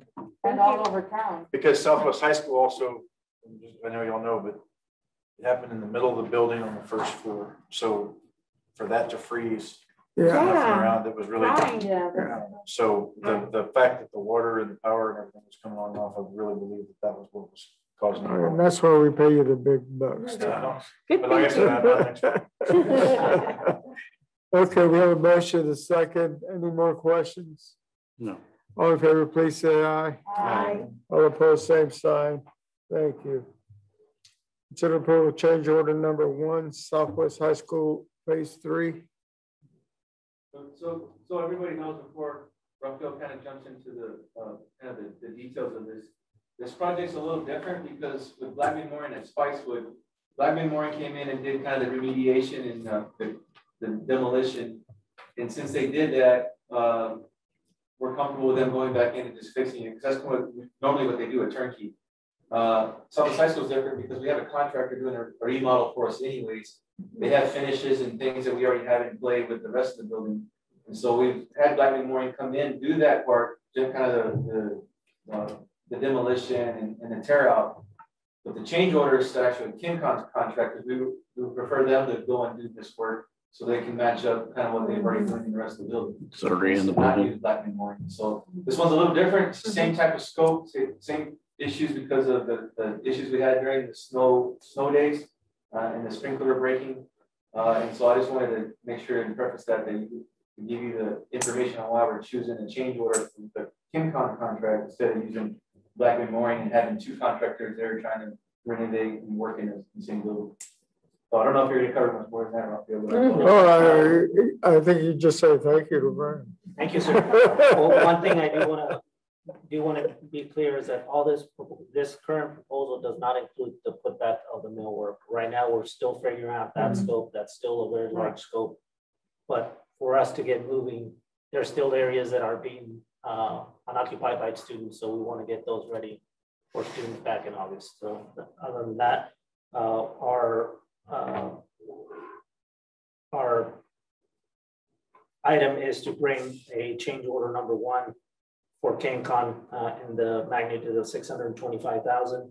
This will be a fund balance item to be reimbursed by insurance claim fund. So our recommendation is that the board approve change order number 1 to KinCon Ltd. To increase the GMP amount to cover the damages of the freeze in February. Any questions? I move. Second. A motion and second. All in favor that the board approve change order number 1 to KinCon for the amount of $625,000 for the renovation of the damage. Please say aye. Aye. All opposed, same sign. Thank you. Consider approval of Southwest ISD Cast STEM High School renovation project. Yes, sir. This is a kind of an ongoing. We had, starting off with Cass High School, we had it at Legacy High School, and then we moved it. We were able to do a few things there with some graphics and outdoor areas, and so this is kind of continuation of adding on and doing different things at Cass High School. I do apologize, Mr. Bernal. You asked about the board amendment. I had those 2 projects in there, but this project's in there as well. Oh, okay. $250,000 that's in the board amendment is actually a part of the Cass High School renovation project. So I'm going to turn it over to Rafael to kind of go through some of the scope that we're doing and how we went about getting this out. Yes, sir. So this change would mainly consist of removal of the existing lockers in the 100 and 200 wing. We also have on the board background alternate number 1, which was the removal of the lockers on the 300 wing. Right now, CASTEM is currently occupying the 100 and 200 wing, but taking advantage of bidding and the bidding environment right now. Also, we want to get the cost right now as opposed to in the next coming or the next year or so. So our pricing was procured using our IDQ for pre-approved general contractors. This was distributed on April 30th. We received bids on May 13th, where 3 bids were received. As it shows, MLP Ventures is the best bid on the project, including alternate number 1. So the project cost will be in the amount not to exceed $174,083 plus alternate number 1 if approved by the board. The cost of this project, though, will be funded by fund balance. Our recommendation is that the board approve MLP Ventures as a general contractor for the Southwest Cast STEM High School cosmetic modifications in the amount of $174,083 plus alternate 1 if approved. We would like to do both if it's okay with the board, because I think if we want to go later on, it will cost us more in the end. Because as Cass grows, we may need to take over that hallway for the students from the buildings. So that's why we're bringing the recommendation to add alternate if the board chooses. Questions? I move. Second. We have a motion and second. The board approve MLP Ventures Incorporated as a general contractor for Southwest Cast STEM High School renovation project for a total cost of $217,288 to include alternate number 1. You do have a question? I'm just going to recuse myself. Okay. All those in favor, please say aye. Aye. All opposed, same sign, with one recused. Thank you. Motion passes. Consider approval of board signatures. Yes, this is just because of the election and some of the changes with the officers on the school board. Tonight I had to bring this so that we can get proper signatures that so with our bank and also with our frontline systems, so we can touch checks that as the appropriate name. Questions? Hearing none, I'm looking for a motion. I move. Second. We have motion and a second that the board approve the resolution on board signatures. All in favor, please say aye. Aye. All opposed, same sign. Thank you. Item number 10, CNI, consider approval of 2021 high school transcript work proposal. So ISD, along with every other district, is having their issues transition to database modules, and we're transitioning to frontline, and we're finding out that in this transition that we're discovering some historical issues that need some dire attention, and I'll just leave it at that, then turn it over to Ms. Lula Garcia, who will get a little more into it, and then present the resolution. And good evening again. So just like we mentioned earlier, as we are finding through the audits, we are finding opportunities. We're also finding some work that needs to still come back and be corrected as we have done this transition. So here we're calling it our corrective work for the summer. We have Southwest High School, Southwest Legacy, and CAST, our counselors that are going through this work. And so we are at a point where we have 823 students out of 1,500 that need corrections as of right now. And for every single student, we're finding maybe 1 through 4 corrections for those students that we have already identified. So we have up to 2,050 corrections up until right now of this additional work that still needs to continue. We also have coursework that for next year's semester schedule that needs to be verified. And this is a process that is in addition to, again, the work that has been mentioned. In the previous with Texas, we had what was called MyZone, where the students were able to do their own course requests, and then that would automatically create and generate an easier process for the counselors to just come back and do the cleanup. And so now, due to the corrections that have to happen, we are just making sure that everything is efficient and accurate in order for it to then transfer into what we call our 4-year plans and our graduation plan updates. So if one piece of a correction needs to be corrected, then it pretty much impacts our dual credit, our grad plans, and our 4-year plans. And so we want to make sure that we are on track for also next year's cohort. So this work that I mentioned has been work that the counselors have been really spending some hours and times and days as they have been working from the beginning of the school year to make sure that our current cohort is clean and accurate in order for us to have a finishing successful school year with GPAs and ranking. So this is just in detail some of the coursework, what we call background prior year. So what the counselors have to do is they have to go back and look at our current juniors. They have to look at their 9th, 10th, and 11th year and make sure that whatever course they took in 9th grade, it is calculating the course. If there was a dual credit course, is getting the correct weight on the GPA. And then at the end, they have to come back and just calculate that the GPA all matches to all those courses. So as you can see, the process is pretty detailed. So this work is just from the prior years of the work that was transferred from Texas to Frontline.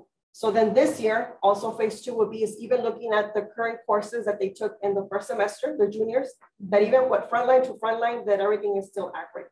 So once they do these 2 phases, then we would print the GPAs, the transcripts again, and then we would now hand calculate, rerun the GPAs. The counselors will be doing this, and then we would make sure and ensure that the top 25 students, and then every 5th student thereafter, until they complete the entire cohort, that they have accurate transcripts, which would be accurate GPAs. In order for us to find our top 25 students from the get-go, instead of, we're trying to just eliminate us having to wait and just be prepared for the coming school year. So with this proposal, we are asking that the board would approve close to, well, 6,800. So we have asked some counselors if they would be willing and available, because right now, I mean, they are willing, but right now, if they are available to do some of this extra work, where right now we're focusing on just, for right now, cohort 2022, in order for us to be able to start the school year with some clean transcripts and GPAs that are verified. So we're just asking for the board to approve 6,800 in order for us to be able to pay our counselors to do this extra work. This is a quick question. The errors and transferring stuff, is that going to hold up transcripts getting to their seniors this year? Our current seniors of 2021, no. Okay. So that work has been complete, but since they've been spending a lot of hours with 2021, we want to be able to start the school year with 2022 clean, which is our current juniors. Dali, is this work that's gonna be done now and then we're good moving forward, or is it something we're gonna have to do every year? So for right now, just like I mentioned, this is just cohort 2022. Correct. We would hope that if we look at the hours, so for every single correction, it would take from, if we look at the third box, from 30 to 60 minutes estimate per student for us to go back and look at these corrections. You know, our hope and what we're doing is that as we are creating the corrections, it's correcting the prior year in frontline. Yes. So as we are doing this cleanup, right now we're focusing on cohort 22. What we would like to do is repeat the phase as fast as we can for 22, 23, 22, 24, but we know how important this accuracy work is. So just all of this is pretty much manual hand calculations, whether counting. And that's, I think, Yolanda, if I understand you correct, what are we doing to prevent At from some point, right? so much work? Is there another app, you know, another program we can look into, or? So right now, that's the conversations that we are having. So because of the transfer, like Dr. Russell shared, we've been even checking with the school districts. So Texas is no longer an available, you know, platform for us to use. We have Frontline, and right now we've been able to identify and manipulate and work with it where it's working for us. So right now it's just making sure that we're customizing Frontline and making sure that we're finding all the details in the work in order for us to ensure accuracy. So what's happening is that in 2022, we're just double verifying in order for us to be able to find any single correction that is needed in order for it to not impact GPA. And I guess human double check will always be needed. Yes. Yeah. But at some point you anticipate that won't be necessary. Right. Regardless, every year, what you do want to do is square number 2, which is you go back and verify those top 25 of that. And at that point, if you find any errors for the top 25, then it's speaking to then other possible errors. Right. So we're hoping that when we get to the rerun, that means that the phase 1 and phase 2 that I mentioned here, if these are clean, you know, phase 1, phase 2, then when we do the rerun on phase 3, then we shouldn't have errors. And that's just why you want to go back and do it again manually, the hand calculation. Okay. So hand calculations are done every year, doesn't matter what system. And this is just to ensure that your valedictorian is your valedictorian, salutatorian. You know, we want to make sure accuracy is there. Okay. So due to this tedious work, we do have a good amount of our counselors who have been doing this work, and along with a big team of support. And so we are asking for the board to. Thank you. Any other questions? No. If not, I'm move. The motion and second, the board approve the 2021 high school transcript work proposal. All in favor, please say aye. Aye. All opposed, same sign. Motion passes. Consider approval of purchase from Lab Resources. Yes, so last year we purchased the curriculum for this course. And so this year we're coming for approval from Lab Services. Lab Resources, which is a company, and we did do we procured this during the instructional materials through RFP 18, 19, and 120. And so what we are wanting to buy is the curriculum for year 2, where the students will be able to be trained with a demonstrator and a trainer, and then they would also be able to get the OSHA 30 certification. So this would be a year 2. We already purchased year 1, and so Brandon was able to identify some additional funding. So we're coming, you know, here to at the end of the year, and even then we were able to schedule a trainer if the board approves this service and Lab Services to be able to come and provide this Lab Resources, this company. Any questions? Second. Motion is second, the board approve the purchase from Lab Resources. All in favor, please say aye. Aye. All opposed, same sign. Thank you. Thank you. Thank you. Okay, do you have one more thing? Yes, sir. 7 more things. I'm going to run through them real quick. Tomorrow evening, 6:30 p.m., the athletic banquet, Southwest High School athletic banquet, Southwest High School athletic banquet will be in the mall. Thursday, May 20th, 7 p.m. It will be the Southwest High School Senior Walk. Southwest Legacy did it last Thursday, did a phenomenal job with it. Very proud of our Legacy students for a great job. Friday, May 21st, Southwest Legacy High School Band Spring Concerts. And then the May 28th is the senior car giveaway, Southwest Legacy. The 10 students who were drawn out at their senior walk will be at 1 p.m. Southwest High School will be at 3 p.m. For those in high school, that will be drawn out this Thursday. We know there was a chance for inclement weather. Mr. Black and the staff having contingency plan for an indoor spread out ceremony if need be. Then Mark asked the board trustees to mark your calendars for May 27th, 6 p.m. At Southwest Legacy High School auditorium, where we're going to be doing our modified version of our employee banquet, where we're going to honor retirees from the district. See a video of our years of service and excellence in teaching. We're going to honor those folks differently using technology. What time did you say that was at? Sorry? What time did you say that was at? 6:30, 6 p.m. will be hors d'oeuvres in the foyer of Legacy Auditorium foyer. At 6:30, the program will begin inside the auditorium. Also, just so the trustees know that on Thursday, May 27th, there'll be 2 meetings, one May 30th to 11:30 in the morning, and then another one on that same day, May 27th, 4:30 to 6:30, will be our parent engagement and federal grants open meetings. There'll be a Zoom, and we'll send it a link out to trustees in the event that you would like to engage in that district-wide virtual parent meeting with feedback about parent engagement, about ideas about our federal expenditures. So we will get all this out to you, but I just wanted to be able to. Is that going to include the CARES? The CARES.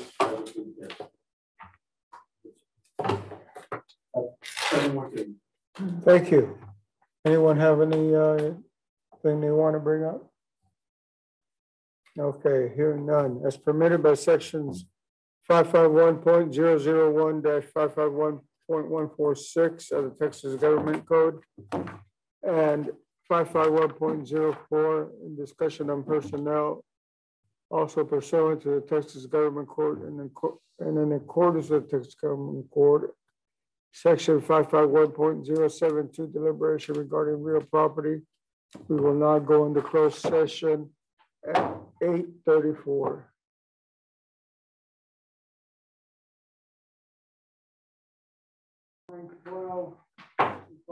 Back to the order. Item number 7. Superintendent's recommendations on personnel and administrative employment, resignations, reassignments, legal actions, constitutional. Motion. I second. So motion and second. And item number 7, all in favor, please say aye. Aye. All opposed, same sign. At this time, I'd like to open the floor for some shout outs. I'll start on my left.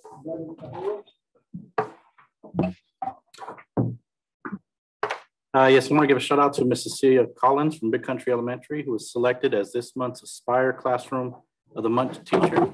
And as a Big Country Elementary alumni, I want to say congratulations. Awesome. I want to give a shout out to Freewell Elementary School teacher Christine Bendeley for receiving the Trinity Prize in Excellence in Teaching this past weekend. Congratulations in making a difference in the lives of our students and receiving this much deserved award. And as an alumni of Trinity University, it always makes me especially proud when our teachers achieve. I want to give a shout out to all of our district retirees and those who will be recognized for their milestones in the upcoming virtual employee banquet celebration. Your years of service and dedication to our students will never be forgotten. Thank you so much for wanting to be a part of our system. Let's skip over to Pete. I want to give a shout out to all the athletes and fine arts students wrapping up the year in banquet celebrations, balancing academics, extracurricular activities. It's not easy, so congratulations on all your accomplishments. James? I want to give a shout out to all of our friends, our family, and the community, and most of all the employees of the district for everything that they do. Thank you, thank you, thank you. Ida? I'd like to give a shout out to our transportation department, all our bus drivers, the transportation staff for this year and every year really going the extra mile to keep our kids safe. and all the extra cleaning that they've been having to do on the buses. Thank you for that extra effort. Thank you, Ida. I'd like to begin with a shout out to our Dragon Aviation and Southwest High School aviation teacher, Mr. Adolfo Irby. He's been named San Antonio chapter of the Air Force Association STEM Teacher of the Year. Thank you so much for what you do. You know, we've paid a couple of visits there, and our students are really excited about what they do, but I think Mr. Irby is even more excited about what he does, and that's what it takes. I also want to thank our students with the year coming to an end, especially those that qualified for the car giveaway. Obviously, only 2 can win a car, but there was quite a few that qualified, and it takes quite a bit to qualify, and then it's the luck of the draw. And last but not least, I want to thank our top 10 students from each high school. You know, you're the top of our crop. You know, you're the best of our best. You know, we love all our students, but you 20 have excelled, and we look forward to seeing you come back to Southwest after you complete your further studies and visiting with us. If not, come to work with us. Okay, thank you so much. Dr. Versta? Let's just shout out to our families for the patience, the resilience, the flexibility, their support as we started this pandemic year. We're coming out of this pandemic year. There's blue skies ahead. And so just want to thank all of our employees, especially our families, for everything they've done for their school district, for their community, and especially for our youth. Thank you. Board members, anyone last time? Hearing none, this meeting is closed, adjourned at 9:16 p.m.